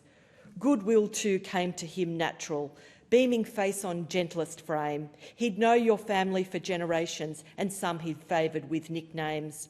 But all along, despite this vigour, mildly woven, he, your vassal, the brightest star, was his mind, lay hidden beneath his own encircling bushel. Never one to seek the spotlight, trumpet his own worth or skill. But in the doing builds a legend down those years by craft and will. By presence, reputation, honourable action, calm and local law, John Partridge entered Maitland history. In his time, we wished for more. No more, as he'd prefer, where shoppers trawled the shelves in family, where he could grade their book law, learning, open minds without TVs. More time of registers that ring, not beep machines with FPOS waves or swipe left and right as many crave. John Palmer Partridge gone. We'll miss you. Our history's annals add your name. You taught humility and custom. You're like we'd hope to see again. Thank the member for Paterson for that fine contribution, and I call the member for Parkes. Deputy Speaker, as I travel the electorate of Parkes, that covers more than 400,000 square kilometres in New South Wales, I hear many sad stories about health and healthcare. I hear stories of people who need to drive hundreds of kilometres to see a specialist, a long and often anxious waits for appointments. I hear stories of people who arrive at hospitals suffering a heart attack or other frightening medical episodes only to see the emergency department is closed. I've heard about the long hours for those who are dedicated to providing health care for regional Australians and their frustrations at the funding decisions made by the Albanese government. These stories are there in black and white in a report released by the National Rural Health Alliance earlier this year. The Forgotten Health Spend. The report shows regional Australians received approximately $8.35 billion less in healthcare funding when compared to the urban Australians. That translates to $1,100 per person each year. The gap is widening, $110 per person over the past few years. Less money is spent in areas where more is needed. As the report notes, the cost of delivering services is higher in remote areas. Spending in some areas, such as Aboriginal and Torres Strait Islander primary health care, has actually gone backwards. Australians who live outside major cities have higher rates of hospitalisation, chronic diseases, premature and preventable deaths. The further you live from the city, the more likely you are to die from a premature death, the report states. Health services in rural, regional and remote areas desperately need more attention. They need more funding, they need better framework to work within, and they need better incentives to attract health practitioners. It is simply a matter of life or death in the bush. In Broken Hill, I've been working closely with the Rural Doctors Network and the Broken Hill City Council to help them find some solutions to the lack of sustainable healthcare services. Official figures comparing doctors to population ratios no longer paints the full picture, with the system making it increasingly attractive for doctors to work as locums instead of remaining in our communities. The result is a huge increase in expense and the lack of continuity of care. Locums cannot replace day-in, day-out dedicated commitments by GPs and specialists who live and work in our communities. Nurses and other practitioners are also feeling the strain of too much expected of too few, and it's resulting in early exits from our health industry. The Labor government is letting those practitioners and those communities down in areas where we simply cannot fail. I thank the member and I call the minister. Thank you very much, Acting Speaker. Raise Your Voice in Parliament, now in its 5th year, gives young Australians the chance to share their hopes, their challenges and their ideas for the future directly in this place. And it's always one of the most inspiring moments of our parliamentary calendar. Now, this year I have the privilege of reading a statement from one of my constituents in Cowan, Nina Shiloh. She's aged 18 and she has chosen to speak on the incredibly important issue of youth mental health and belonging. And she writes, "The mental health of immigrant youth is something that is often invisible but felt deeply. Behind the statistics are young people like me and my friends, carrying the weight of two worlds. At school, we are told to fit in, but less often than not, we are reminded not to lose ourselves at home. And in between, we are left wondering, where do we truly belong? Exclusion, racism, and silence break us down. I have seen friends hide their accents, stop speaking their first languages, and even laugh off racist jokes just to survive. Every time this happens, a piece of their identity is chipped away.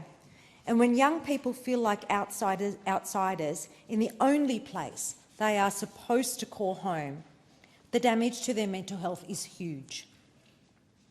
The government must act now, she says. Schools need real anti-racism programs, not token lessons. Health services must have staff who understand our cultures, our languages and our pain. And policies must protect us, not just on paper but in practice. Because when youth feel they belong, they thrive.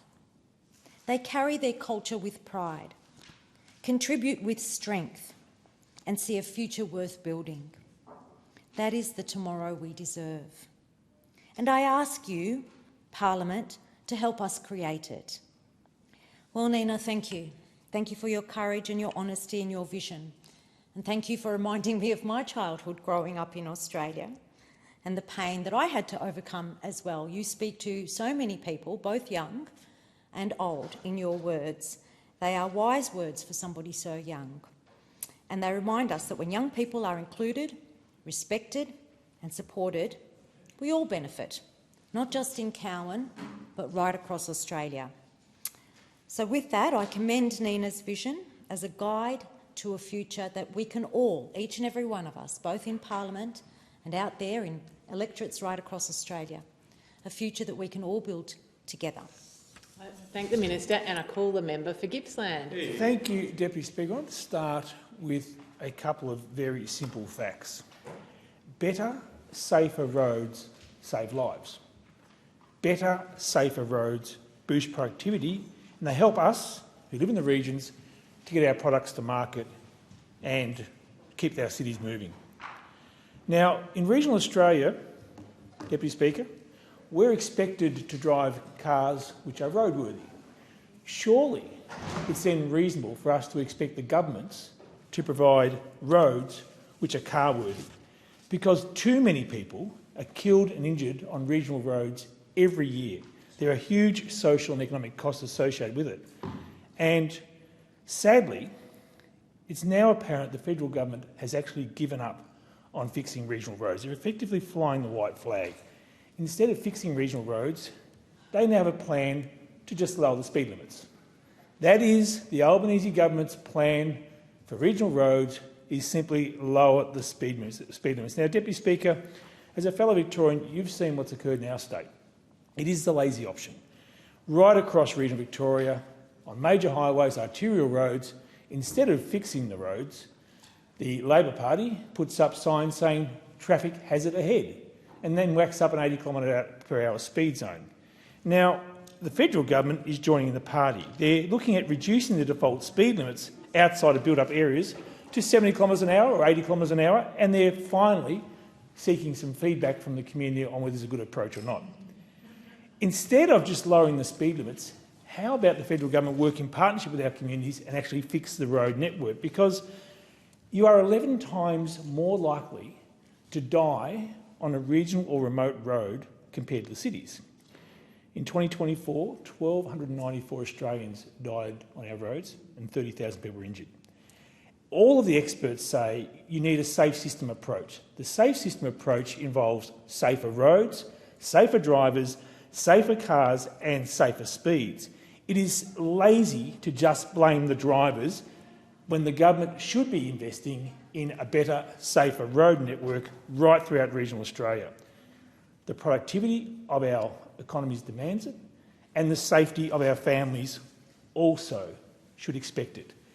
But this government has cut the Roads of Strategic Importance program. This government has cut the Local Roads and Community Infrastructure program. This government has not provided any new funding for the Princes Highway in 3.5 years.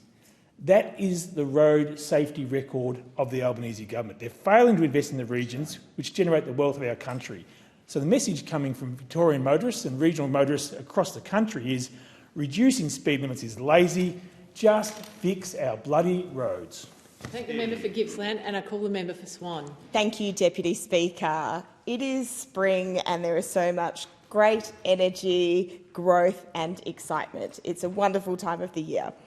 I feel really energised with spending time with whether it's babies, toddlers, students or graduates, and that's exactly what I've been doing in the heart of Swan. From sunset to sunrise, I saw sport in action, which started at Wilson Primary School and a new addition to the electorate, where I went to their sports carnival, and they've done a very exciting thing, which is renamed their faction carnivals, which they're in the process of doing. It's very exciting. Also, during a Mental Health Week sundowner, I joined ND Netball, another named sporting group. I was inspired by Louise Wallace, who is a veteran and a warrior for youth wellbeing. I'm so grateful to have had the opportunity to pass this grant on to you guys so you can use new bright pink bibs. I also have had the great opportunity to spend time at graduation ceremonies. Clontarf, Aquinas, Cannington Community College and the Support Centre, St Clair's and Alamein College. And each of those schools were full of pride, and to the students, this is an exciting new chapter. It will be a little bit scary, but I'm so excited about the opportunities that lay before you. Also, what was really exciting is I got to see my first round of the Swan Changemakers participants graduate from high school. These Swan Changemakers have had the opportunities to come up with ideas that have then been raised to the ministers. And so it was so wonderful to see these students graduate and help shape a better Australia. I also got to spend time at the Gosnells Toy Library, which unveiled a beautiful mural celebrating both play and community. Toy libraries play such an important role in our community, and it helps facilitate early learning. Also, just on Friday, I had the opportunity to do an amazing welcoming the babies function. We had probably 100 people in total, maybe about 50 toddlers and babies, and there was such a buzz in the room. We also had some phenomenal people that helped provide some really important information. So a thanks to Chris and Michelle from Nagala, Ellie from the Vic Park Toy Library, Wansley's team, Amina, and also Izzy from Brookman Child Parent Centre, and of course the wonderful Cassie Rowe.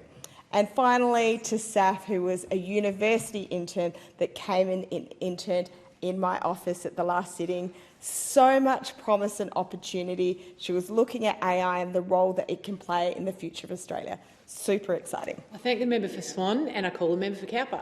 Well, thank you, Deputy Speaker. Well, last month on the mid-north coast of New South Wales, the Labor government made a horrible decision to shut down our local timber industry. And the realities of the decision's handling would be comical if they weren't so devastating for so many and so futile in terms of what it will truly achieve. What we've seen is metrocentric government making decisions on the lives and livelihoods of regional communities without consultation, again, without consideration and without a real plan.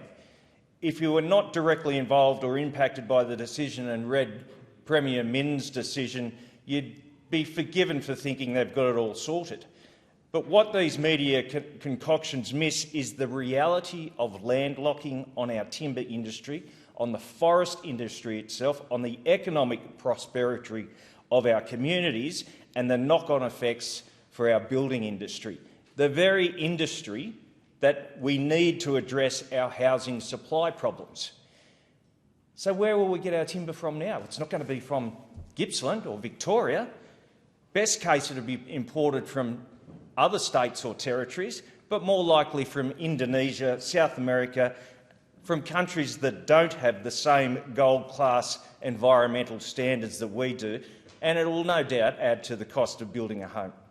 And how does this government intend to manage the 176,000 hectares of old growth to protect them from bushfires? Locking up land leaves untended and tracks and trails unmanaged, and is the equivalent of throwing the very creatures, the koalas, you profess to save into a tinderbox and praying they don't meet a match. And that's before we even consider the safety of our RFS volunteers. And they've imposed a moratorium. Why? Is there an expectation at the end of this period that will say, oh, the koalas are back, we can let the timber workers back in there. So what you're doing is putting the timber workers on job seeker payments indefinitely. There's no certainty for them. This has a serious impact on the mental health of these good, hard-working and sometimes generational timber workers, and has been done so to please inner city metropolitan voters who see the fuzzy koalas on the TV during the bushfires, and when the NRMA wants to put an ad on TV, well, our people should come first, and I condemn the decision. I thank the member for Cowper and I call the member for Bass. Thank you, Deputy Speaker. Tonight, I want to say 2 simple words to OzHarvest Tasmania. Thank you. Thank you for the food that you rescue, the support you give to our local charities, and the dignity and care that you deliver with both. Last week, I was lucky enough to be a guest at the OzHarvest CEO Cook-Off, hosted at Design Tasmania, and it was an evening of pure joy. 18 local leaders hung up the suits, put on the yellow or coveted black aprons, and set to work for the afternoon under the guidance of 2 of our absolute culinary legends in Tasmania, Matt Adams and Craig Will. All the food for the night was donated by local producers, and it was superb, as you would expect from Tasmania. Once the cooking was finished, though, that is when the true magic started. People sitting together, volunteers, guests from local charities, the CEOs who did the cooking, local leaders, complete strangers from across northern Tasmania at 2 very long tables. It's amazing how quickly a table can turn into a community as people share food, tell stories and discover shared values. We had MC, Susie Youssef, keep the room laughing and lifted. Spike Mason and Fiora filled the space with music that cut straight to the soul. It was laughter, it was food, it was music, and it was shared stories, and that was magic. That evening I speak about tonight, and I won't be able to mention thanks to every single person who took part because it would take up all of my 3-minute statement. But it was generosity, and it was hard work, but it was impact.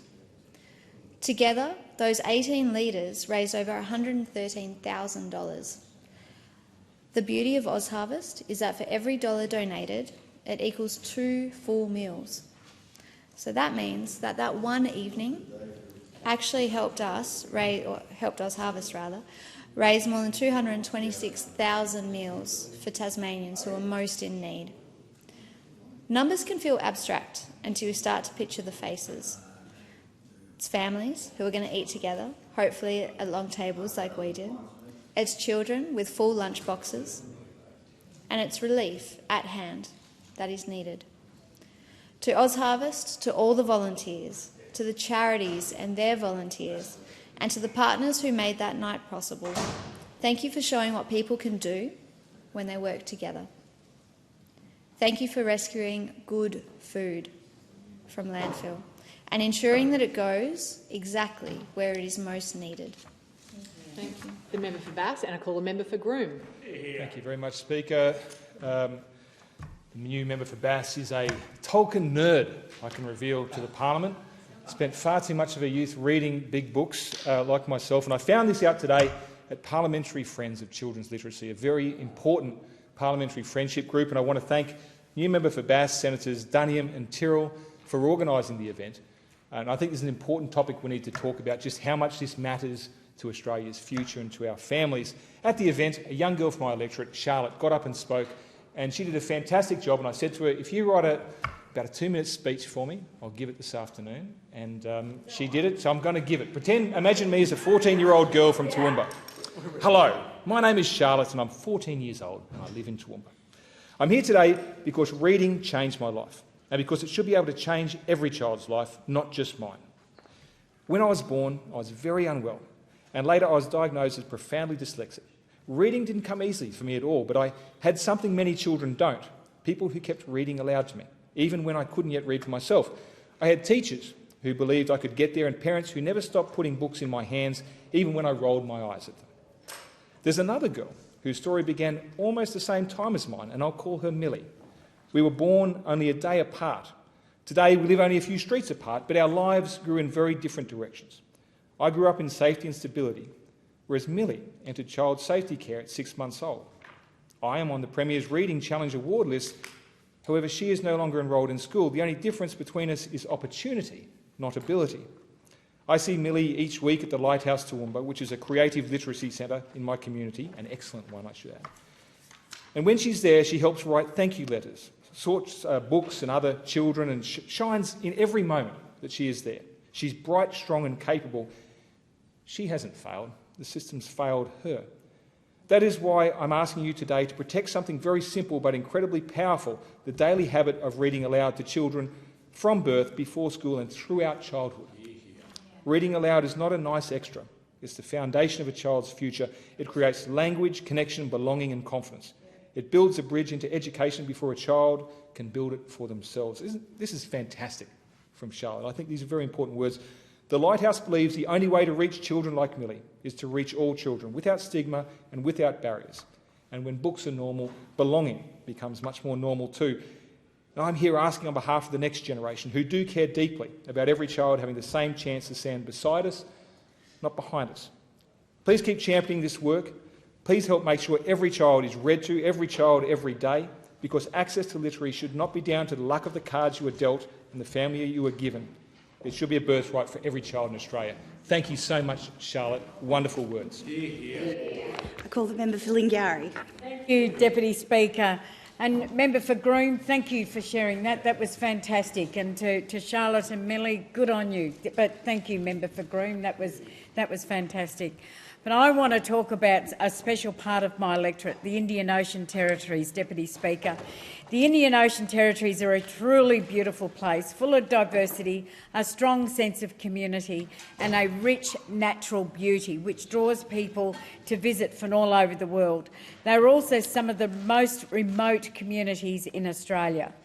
I've recently completed a 5-day visit to Christmas Island, meeting with community members and hearing from people about the highs and lows of living on the island. On the evening I arrived in the community and they put on an extremely gracious and moving welcome ceremony. It was beautiful. It was a beautiful display of their community and certainly their cultural heritage, including a traditional lion dance as well as a kompang and silat. Thank you to Suzanne Chan, Shasha Zanol, Azmi Yon, Bobby Asmad, and I'll provide these names to Hanzad, Asli Abashri and Chris Su for supporting the young dancers and keeping your culture so strong.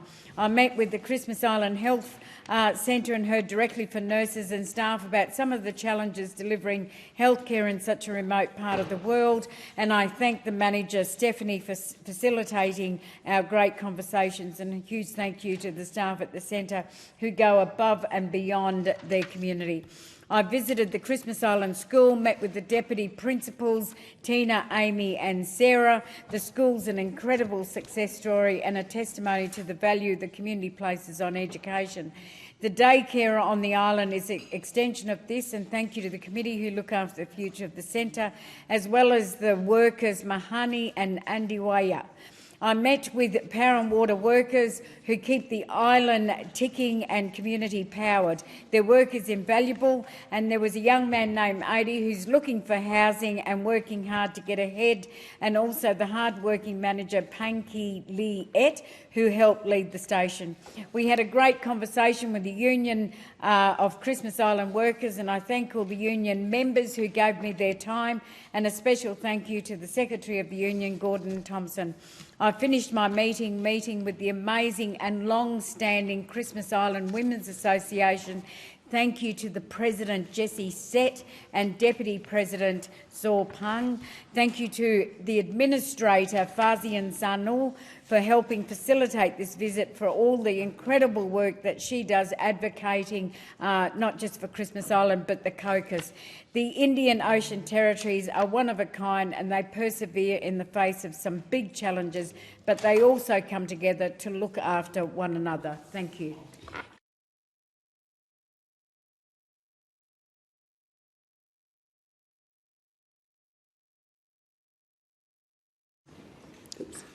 Government business, orders of the day. Next order, Criminal Code Amendment, State Sponsors of Terrorism Bill 2025, resumption of debate on the second reading and the amendment moved by the member for Fisher.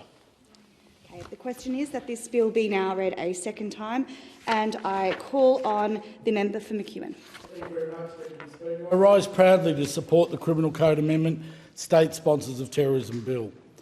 Violent acts of terror are the scourge of the 21st century, and entities that sponsor such hate must be treated appropriately. As currently drafted, only non-state actors can be specified by regulation as a terrorist organisation. This government is taking the action to adjust the framework to reflect the capacity for state sponsorship of terrorism.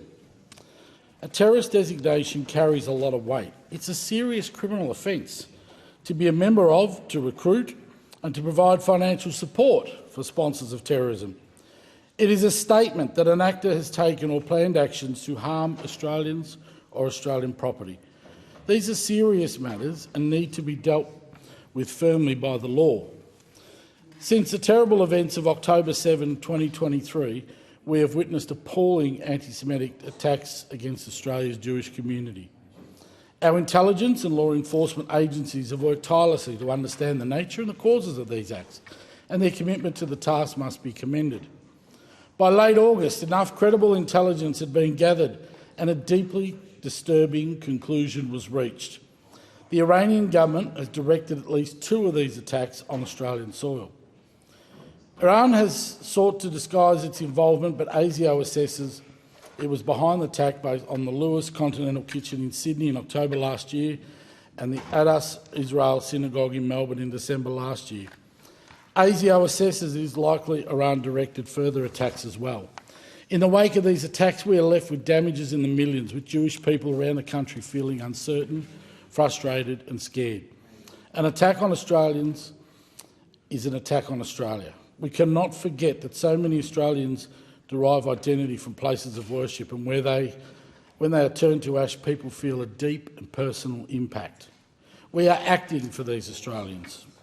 I have a personal commitment to see this legislation passed, and beyond it to seeing justice and peace for the people of Australia and the people of Iran. The revelations of these Iran-sponsored attacks have only served to reinforce my support to bring about a free Iran. I have long been on the record encouraging the peaceful transition to a just government in Iran, and for the Iranian people, my voice is one of many around the world calling for justice, human rights and a democratic Iran. I strongly condemn the executions that are still taking place in Iran and add my voice to the many who are rightly calling for these deaths to stop. We all know war is not the answer, nor is appeasement. The people of Iran need to have a peaceful transition to a democratic Iran, led by patriotic and courageous Iranians focused on justice, human rights and freedoms. Iranian people deserve free and fair elections, the freedom to practice their faith without hindrance and the ability to build their lives in the way they see fit. And I want to take some time to talk about one very brave Iranian lady that I know. Fahima is someone who has been fighting so much to see the IRCG put in its place.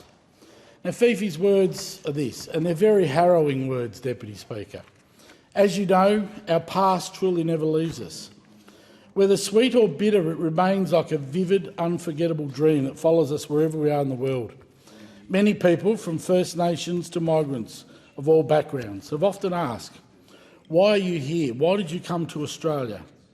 These questions have always taken me back through my memories to the pain and the suffering I and my family endured. 27 years of longing to see my siblings, even once. The loss of my mother, who passed away before she could meet my only son. I lost my childhood. At the age of 14, I was in prison for 4 years, enduring physical, mental and sexual torture behind bars, until the day my 20-year-old brother was executed by the Revolutionary Guards simply for reading a newspaper.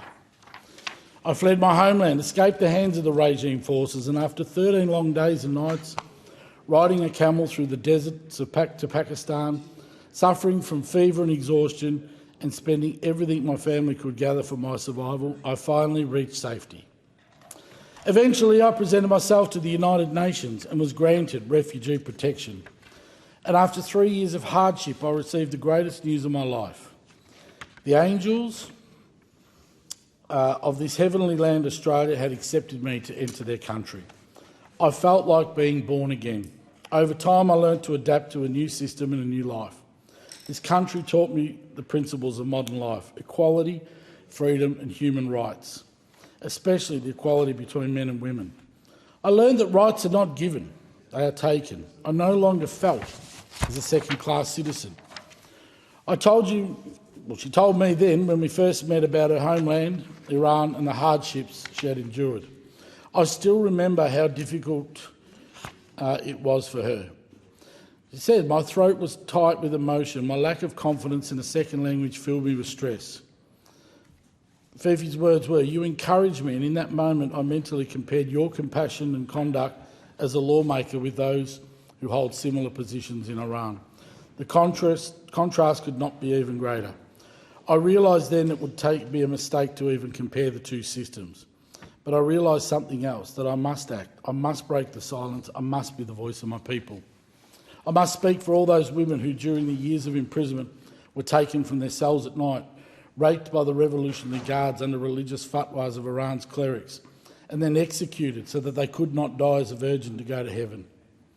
That's one example alone that shows the cruelty and the inhumanity of the Revolutionary Guards. The world has witnessed their political and military violence across the Middle East, their involvement in trafficking drugs, weapons and money to support terrorist groups, and their campaigns of fear, abduction and hostage-taking. There are not many people that you will get to meet that are as brave as Fifi, and I'm so proud and honoured to be able to call her a friend. But what we've seen through the IRCG is, on our own shores, are extraordinary and dangerous acts of aggression orchestrated by a foreign nation, aimed to attack our society, create fear, stoke internal divisions and erode social cohesion. This was the first point of where this government had the information to make a call, and we did not waste time. The Iranian ambassador to Australia was expelled from the country, and Australia suspended its operations with its embassy in Tehran. We made things clear: we do not negotiate with terrorists. The government publicly committed to amend the Criminal Code to allow the listing of state entities as terrorist organisations. This is that amendment. In this bill, we lay out the process for prescribing an entity as a state sponsor of terrorism. To prescribe an entity as a state sponsor of terrorism, the minister responsible for the AFP needs to be satisfied on reasonable grounds that the entity has directly or indirectly engaged in, prepared, planned, assisted in or fostered the doing of a terrorist act that was targeted at Australia, or advocating doing terrorist acts targeted at Australia. A terrorist act targeted at Australia includes an act that occurs in Australia, occurs overseas and harms Australians, or occurs overseas and harms Commonwealth property, for example, an embassy. The bill is appropriately balanced to ensure the listing of a state sponsor of terrorism corresponds with Australia's national security interests. The Attorney-General put it best: the government has taken the necessary time to get the framework right, working constructively across portfolios and across jurisdictions to establish a robust scheme that is appropriately balanced and targeted. Schedule 1 of the bill will create a new part of the Criminal Code to deal with state sponsors of terrorism and state-sponsored terrorist acts. We want to set a deterrent through imposing strong penalties so that we can continue to protect Australians. The bill will provide relevant definitions for Part 5.3a and its offences. It outlines the framework through which a state entity could be prescribed by regulation as a state sponsor of terrorism. It clearly outlines the penalties, the most serious end of the spectrum, displaying this government's commitment to stamping out serious criminal actions. The conduct poses severe threats to the Australian people and the places they go, as well as society itself. Conduct such as providing or receiving training connected with state terrorist acts, possessing things connected with state terrorist acts, collecting or making documents likely to facilitate state terrorist acts, other acts done in preparation or planning for state terrorist acts. It also introduces a range of other offences, not created on a whim, but closely modelled on the existing parts of the Act for non-state terrorist entities. The bill will make it an offence to finance state terrorist acts targeted at Australia, carrying a maximum penalty of life imprisonment. In recognition of the state entities are distinct to non-state actors, the bill provides general defences for some offences under the Act. The government recognises that individuals may be required to engage with a listed state sponsor for a legitimate purpose, owing to the nature of state sovereignty over their citizens. For example, where a person has to comply with a court order or specific laws in a country, such as the requirement to pay tax, fee or fine. Perform an official function or duty for the Commonwealth, a state or a territory, United Nations or International Committee of the Red Cross. Perform official duties at functions for the UN or the International Committee of the Red Cross. Or obtain services provided by a state-sponsored terrorism or engages with the entity in relation to this service. If the service does not relate to state-sponsored terrorism, the service could not reasonably obtain from another person or body. This recognition grounds the bill in the real world. We don't condemn innocent people for having to deal with these entities from lack of alternatives. However, when there is a legitimate collaboration with state sponsor of terrorism, they will feel the full force of the law. The bill will make consequential amendments to a series of Commonwealth legislation. This will ensure consistency with the treatment of terrorist organisations and terrorist acts. Schedule 2 and 3 ensures that the existing ways that we deal with terrorism are extended to state sponsors. National security is the first and foremost concern of the Australian government. While state entities may be constituted differently for other terrorist actors, the threats they pose to the safety of Australians, our society, our values and our interests are the same. The bill will ensure that our law enforcement and intelligence agencies have the power necessary to respond to prevent and manage terrorist threats. Schedule 4 will make further amendments to the Criminal Code and ensure consistency in the way we deal with symbols of terrorist organisations. This is in line with our wider objective of helping Australians feel safe. The display of terrorist and hate symbols only serve to stoke fear and divide us. The bill will clarify what terrorist organisation symbols are prohibited, regardless of whether they identify either part of or the whole terrorist organisation. We know that state sponsors use various symbols to represent parts of the whole, and we are legislating to prevent their use. The Albanese Labor government is committed to govern for all Australians. Good governance should be smooth during peaceful times and meaningful when times are tough. In the wake of Iran's anti-Semitic attacks, we are acting swiftly and with resolve. No business owner should have to rebuild their life's work from scratch. No person of faith should have their beliefs ruthlessly attacked. Earlier this year, Australia placed their trust in Labor government to guarantee national security. While those opposite beat their chests without the commitment to back up the bravado, we are delivering. Terrorism isn't an issue of partisanship, it's an issue of sovereignty. It's something that affects us all. The bill is for everyone to feel safer at work, in faith and in society. For a nation of people that want a brighter, more secure future, we will provide that. I want to thank all the Iranian community that have spoken to me about this over a long period of time and shared their thoughts and their knowledge of what's happening. This is a result of their advocacy as well.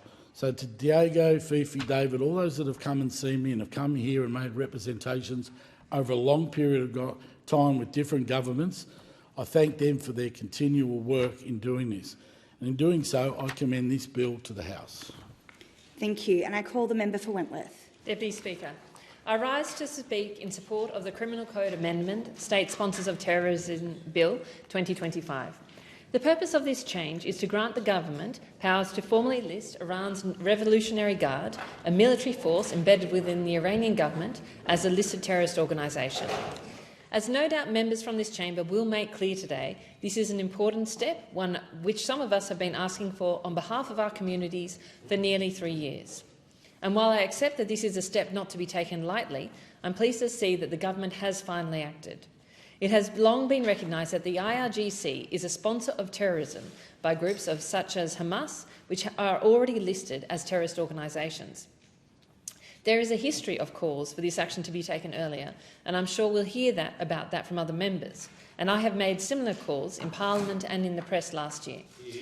but I'm inclined to leave aside assertions of "I told you so" to reflect on the profound significance of what has been now confirmed by ASIO and our security services. A foreign state actor has orchestrated criminal attacks in my local community, attacks they intended to damage our nation as a whole. Let that sink in. On October 20 last year, Lewis's Continental Kitchen in Bondi, a long-established family business in my community, was firebombed.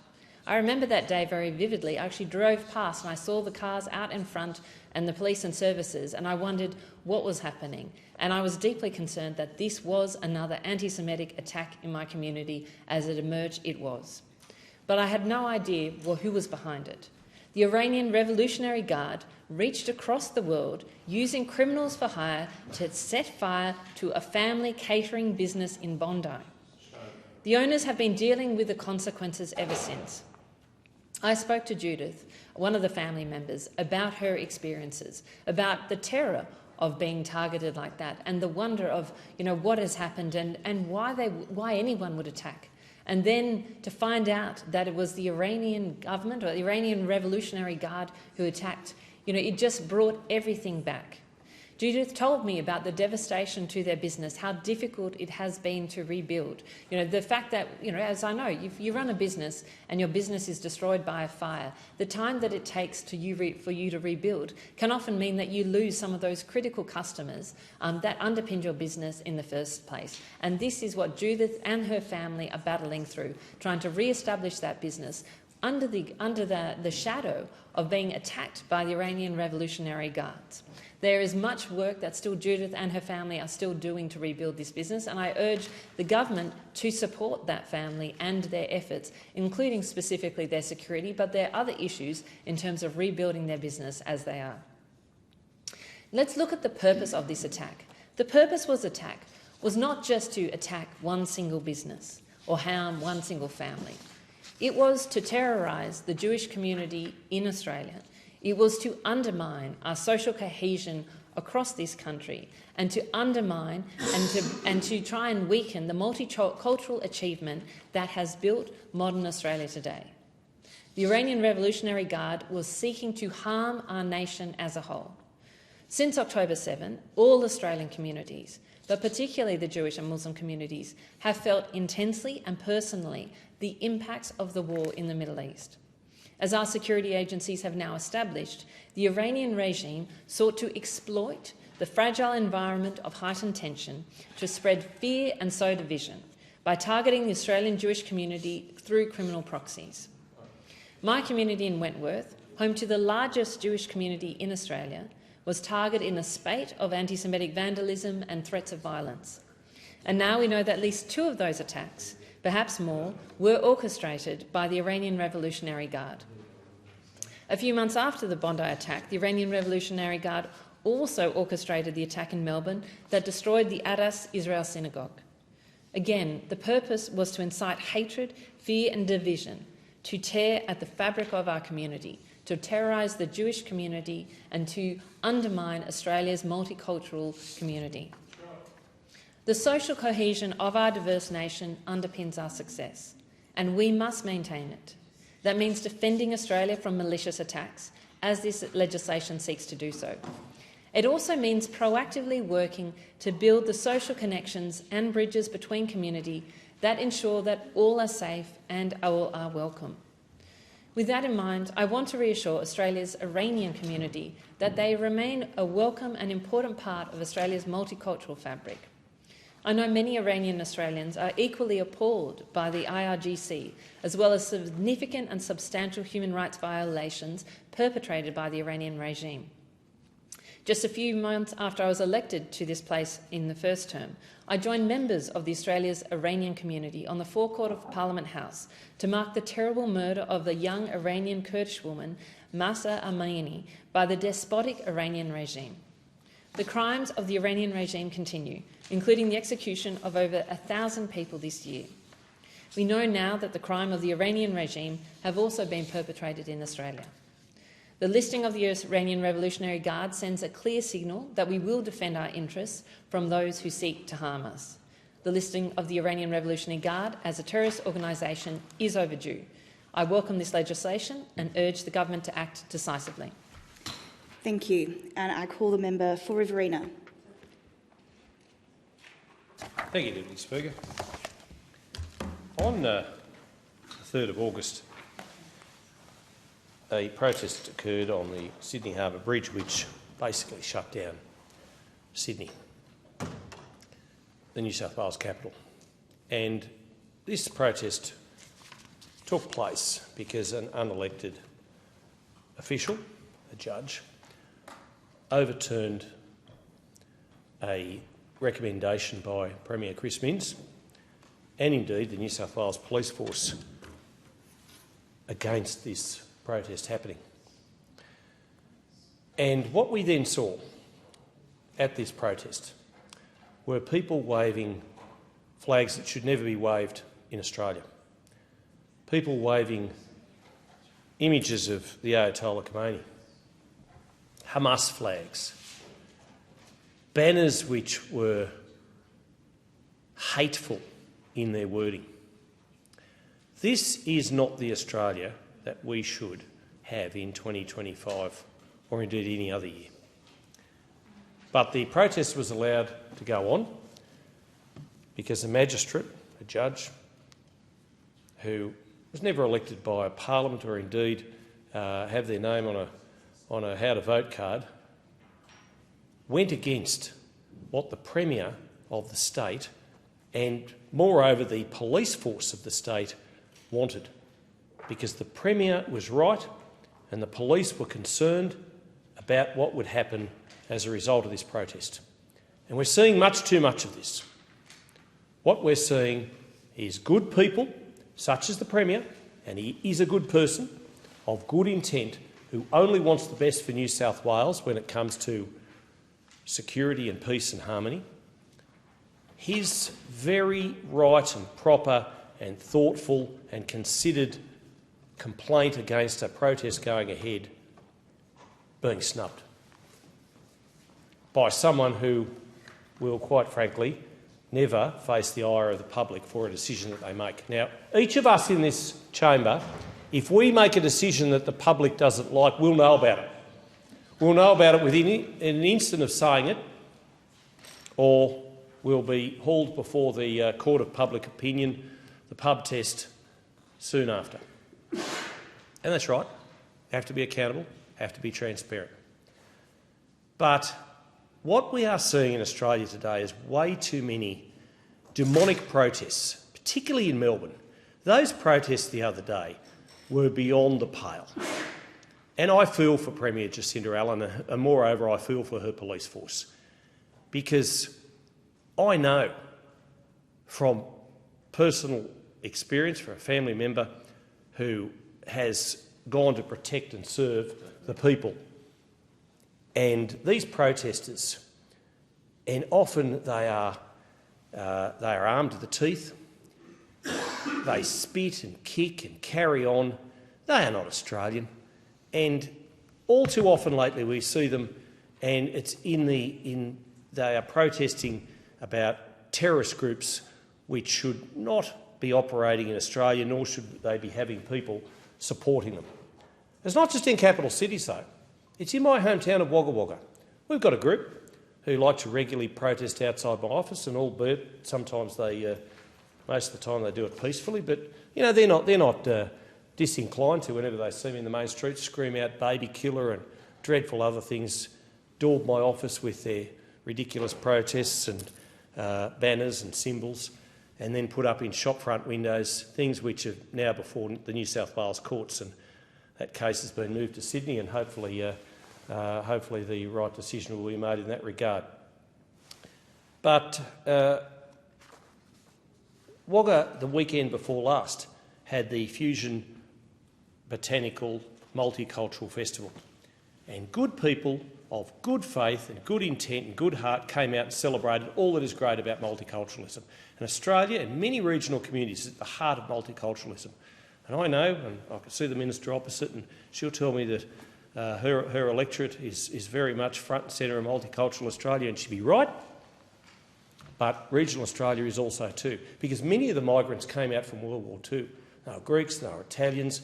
They helped to irrigate the Murrumbidgee irrigation area and enhance that beautiful area, and through their hard work and desperation and determination, they built a great life for themselves, and they've brought great things to Australia. But why should their efforts be overshadowed now by people who are giving multiculturalism a bad name by protesting every other weekend and spitting and scratching and throwing bottles and injuring our police officers?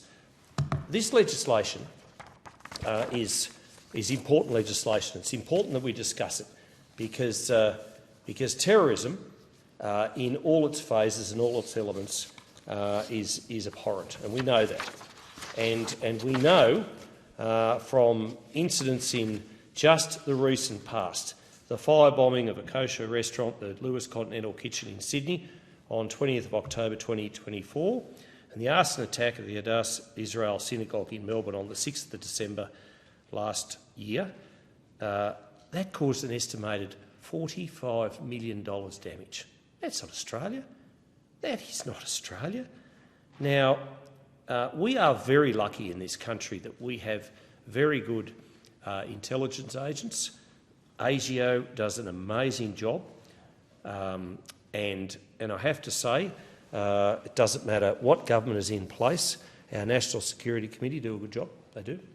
And I know the Prime Minister and the Deputy Prime Minister, it doesn't matter what persuasion of politics they are, always very fortunate that they have good people in good agencies doing good work to uncover bad people with bad intent who would do harm to our people. And I agree with the member for McEwen. The first order of business, first order of government, most important issue is national security. National security, keeping our people safe, keeping Australians safe. And I have to say, I see that Prime Minister Albanese, I know he's in Kuala Lumpur at the moment, I know he's had a meeting with Chinese Premier Li Qiang, I know he's given a thinly veiled swipe at him for the flares that were used against a RAF surveillance plane. I would have preferred that it wasn't just a thinly veiled swipe. It should have been I won't quite say a full-on shirt front like former Prime Minister Tony Abbott said of the Russians there at the time, when we ended up with some Soviet vessels on our eastern coastline. But the Chinese need to know that this is unacceptable. And as I say, first order of business is looking after Australians, and at least Prime Minister Albanese raised this because it was right to do so, and I've got every commendation for him for doing that. It would have been a difficult conversation, but at least he said it. Now, this bill will enable the Governor-General to list foreign state entities as state sponsors of terrorism on the advice of the Australian Federal Police Minister, with agreement from the Foreign Affairs Minister. And aren't we fortunate, aren't we lucky, aren't we blessed that we've got good people in the AFP? And we have, and they are exceptional people. Exceptional people. This bill would also create new offences which would criminalise conduct engaged in by these entities. And it is high time that, indeed organisations such as the Islamic Revolutionary Guard Corps, the IRGC, we know they're terrorists. For far too long, we pussyfoot around these issues. Let's call them what they are. And I have to say, and I know it is difficult for the government, when the ISIS brides returned here, you'll get all the shock jocks and all the so many people who call themselves patriots will say they shouldn't be allowed back into Australia, but they're Australian citizens. So you can't leave them stateless. They are entitled to come back here. Indeed, but we need to know if they've been in the company of terrorists, then they are terrorists themselves. They are. If they're doing terrorist activities, they are terrorists themselves. And we don't know what we don't know. And, but fortunately, we have very good people who monitor these things. And if the government can indeed protect Australians in this regard by bringing down the strongest possible actions against any ISIS bride who've done the wrong thing, then they have my full support. They do. It's not easy being the Attorney-General, and I appreciate that the Attorney-General is in the chamber, in the Federation chamber, for this particular motion. I commend her for her elevation to that role. We came into the parliament together, and I've got every faith that she's the heart in the right place, and that she, like me and the Shadow Attorney-General, and all of us want the best thing for Australians. Absolutely we do. It also, this bill, would provide for appropriate defences, for example, for persons who are required by law to engage with a listed entity or engage with an entity for a legitimate purpose. It makes amendments to various other Commonwealth Acts to apply the law enforcement powers and other policy tools available in response to or targeted at the prevention of terrorist acts to be the new provisions concerning state-sponsored terrorism.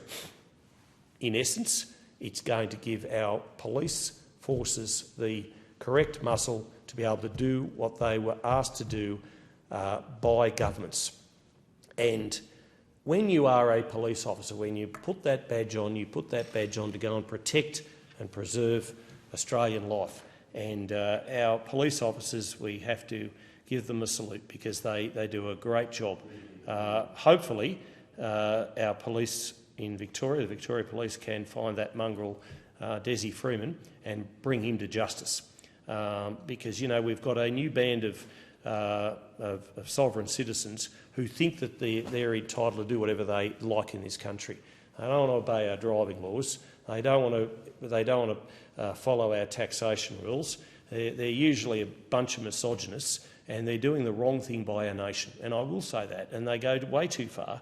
And this is what happened down in that remote alpine Victorian country town.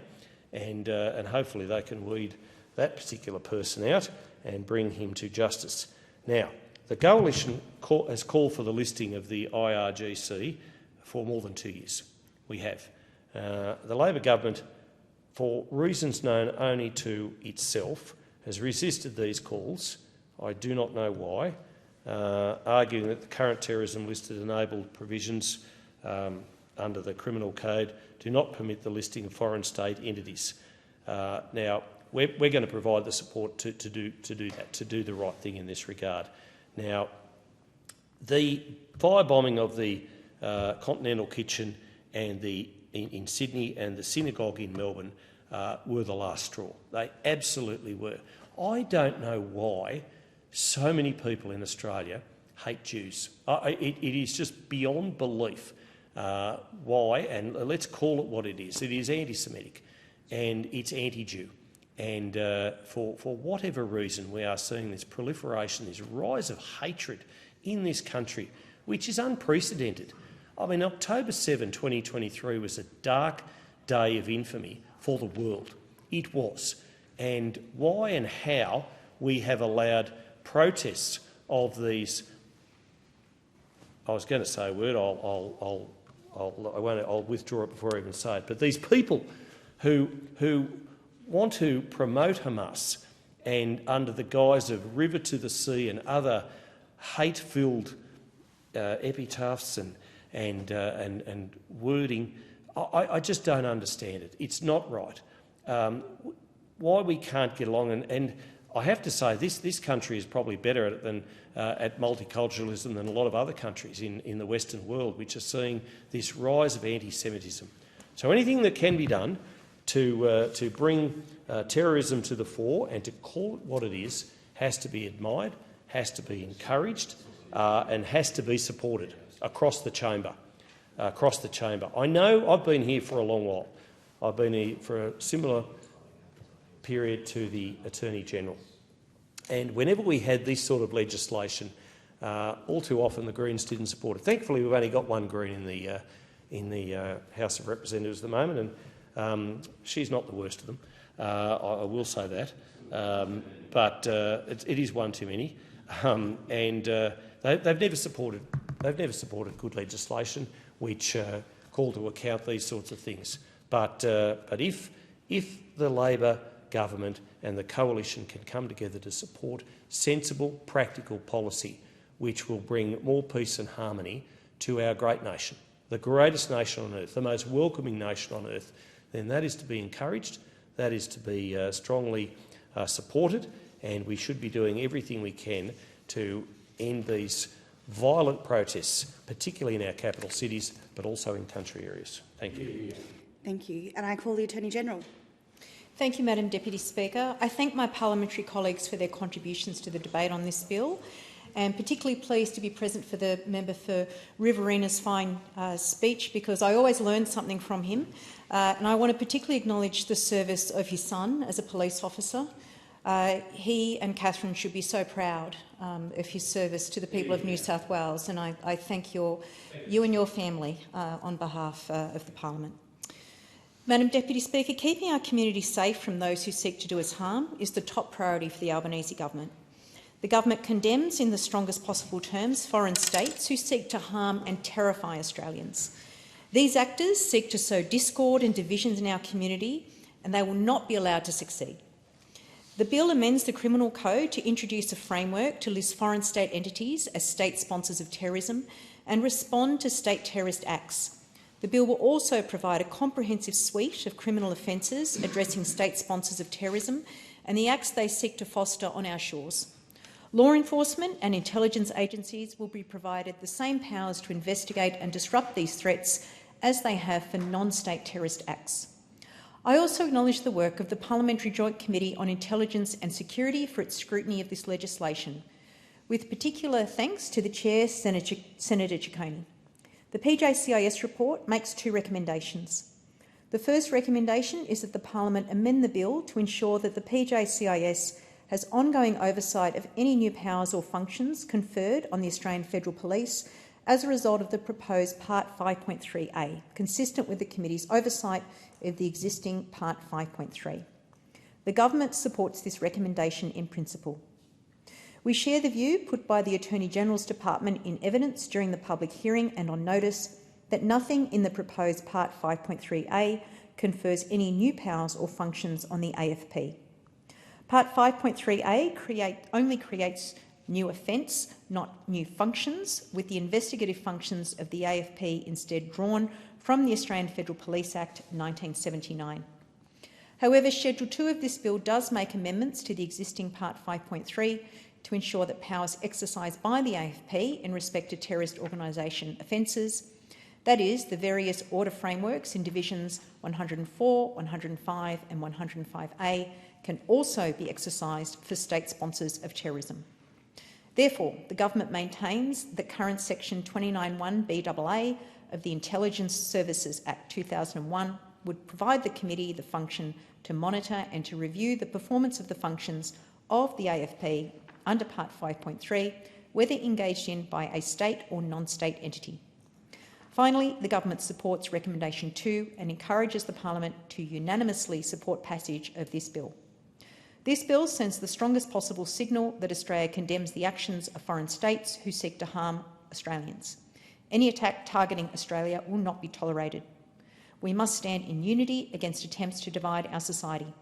In supporting this bill, this place would be displaying a strong bipartisan resolve in defence of our sovereignty and collective way of life. I thank the Chamber. Thank you very much. And I now put the question that this bill be agreed to. The question is that this bill be now read a second time. I put the question to the House that this be agreed to. All those in favour say aye. Aye. Against? No, the ayes have it. The Federation... Okay, I'll read... Second reading, a bill for an act to amend the Criminal Code Act 1995 and for other purposes. Thank you. The Federation Chamber will now consider the bill in detail. I understand it is the wish of the Federation Chamber to take the bill as a whole. The question is that the bill be agreed to. Please. Madam Deputy Speaker, I move that the amendment circulated. I move the amendment circulated in my name. Okay. The question is that the amendment be agreed to. Thank you, Madam Deputy Speaker. I've listened carefully to the attorney who has indicated that the government supports the recommendation of the PJCIS recommendation number 1 in principle, but then went on to say that the government thinks that it's not necessary. So I'm not quite sure how that works, but be that as it may, I think it's important to put on the record the views of the committee, which, as the Deputy Chair, I support, and the reasoning why the committee made the recommendation that it did. And I'll quote, "The committee is concerned that the bill does not extend the committee's own role to monitor and review the AFP's functions under Part 5.3 of the Criminal Code to also include new Part 5.3a. In relation to the evidence from AGD giving reasons for the bill not providing it with the power to review the AFP's functions in full, under the new Part 5.3a, the committee notes that AGD has adopted a narrow interpretation of the committee's current oversight role in relation to the AFP, which does not capture the history behind the enactment of the relevant provisions in the Intelligence Services Act." And I would refer the AGD and the government to the history which is set out in the report.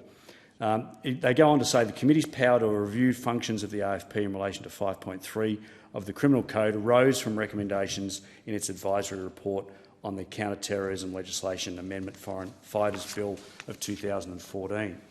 The Counter-Terrorism Legislation Amendment Foreign Fighters Act, the committee said, of 2014 has passed inserted new paragraphs 29(1) BAA, BAB and BAC into the Intelligence Services Act.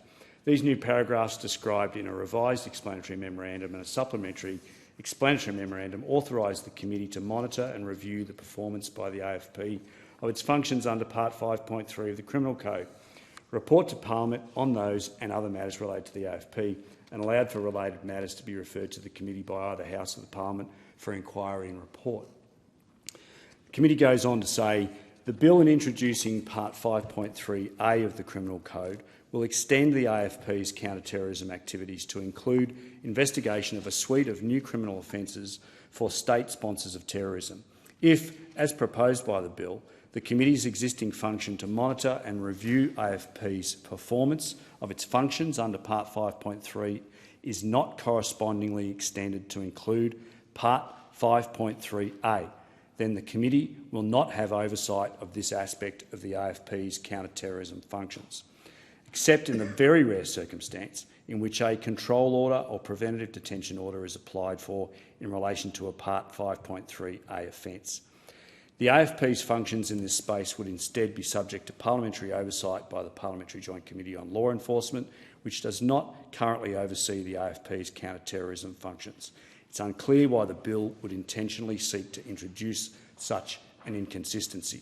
It follows then that it's important, both in terms of keeping the legislative schemes in Part 5.3 and 5.3a parallel, in keeping them subject to consistent committee oversight, for the bill to extend the committee's powers to monitor and review the AFP's functions in relation to Part 5.3a. Madam Deputy Speaker, the Coalition supports the bill. I've spoken at length about this. This is a bit of an esoteric argument. I accept that, but it's an important argument because the Coalition believes, as does the committee, and even members of the Labor Party on the committee believes, that without the amendment that I've circulated, there will be an inconsistency in the different ways that the PJCIS has oversight over Part 5.3 and Part 5.3a. And I'm sure that the Attorney-General's Department would not like to see that inconsistency. I accept that we're in a bit of a logjam as to they have one view, we have another. At the end of the day, what matters most is that the bill is passed. We certainly are not going to get in the way of the bill. We think that this is an amendment that is an important amendment to move to. It's a belts and braces thing. We want to ensure that the PJCIS is appropriately. The member's time has concluded. Thank you. The question is that the amendment be agreed to. All of those opinions say aye. Aye.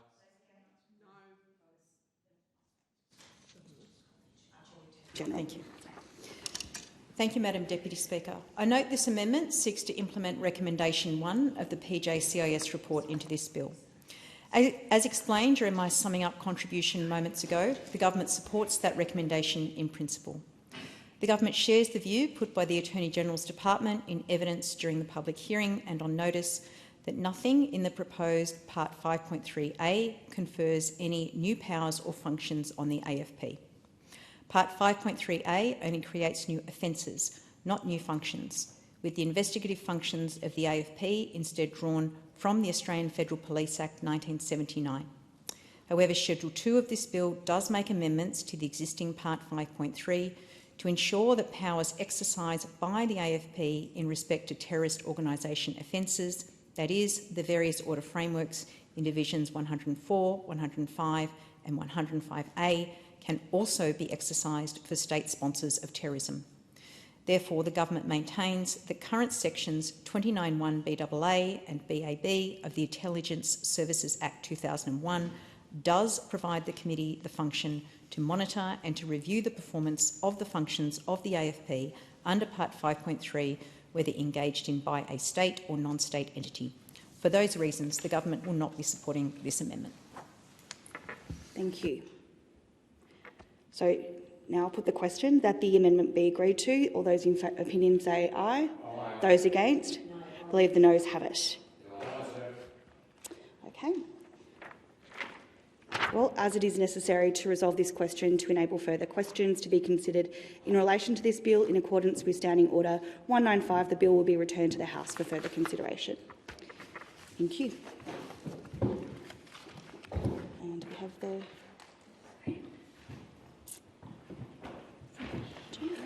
Thank you.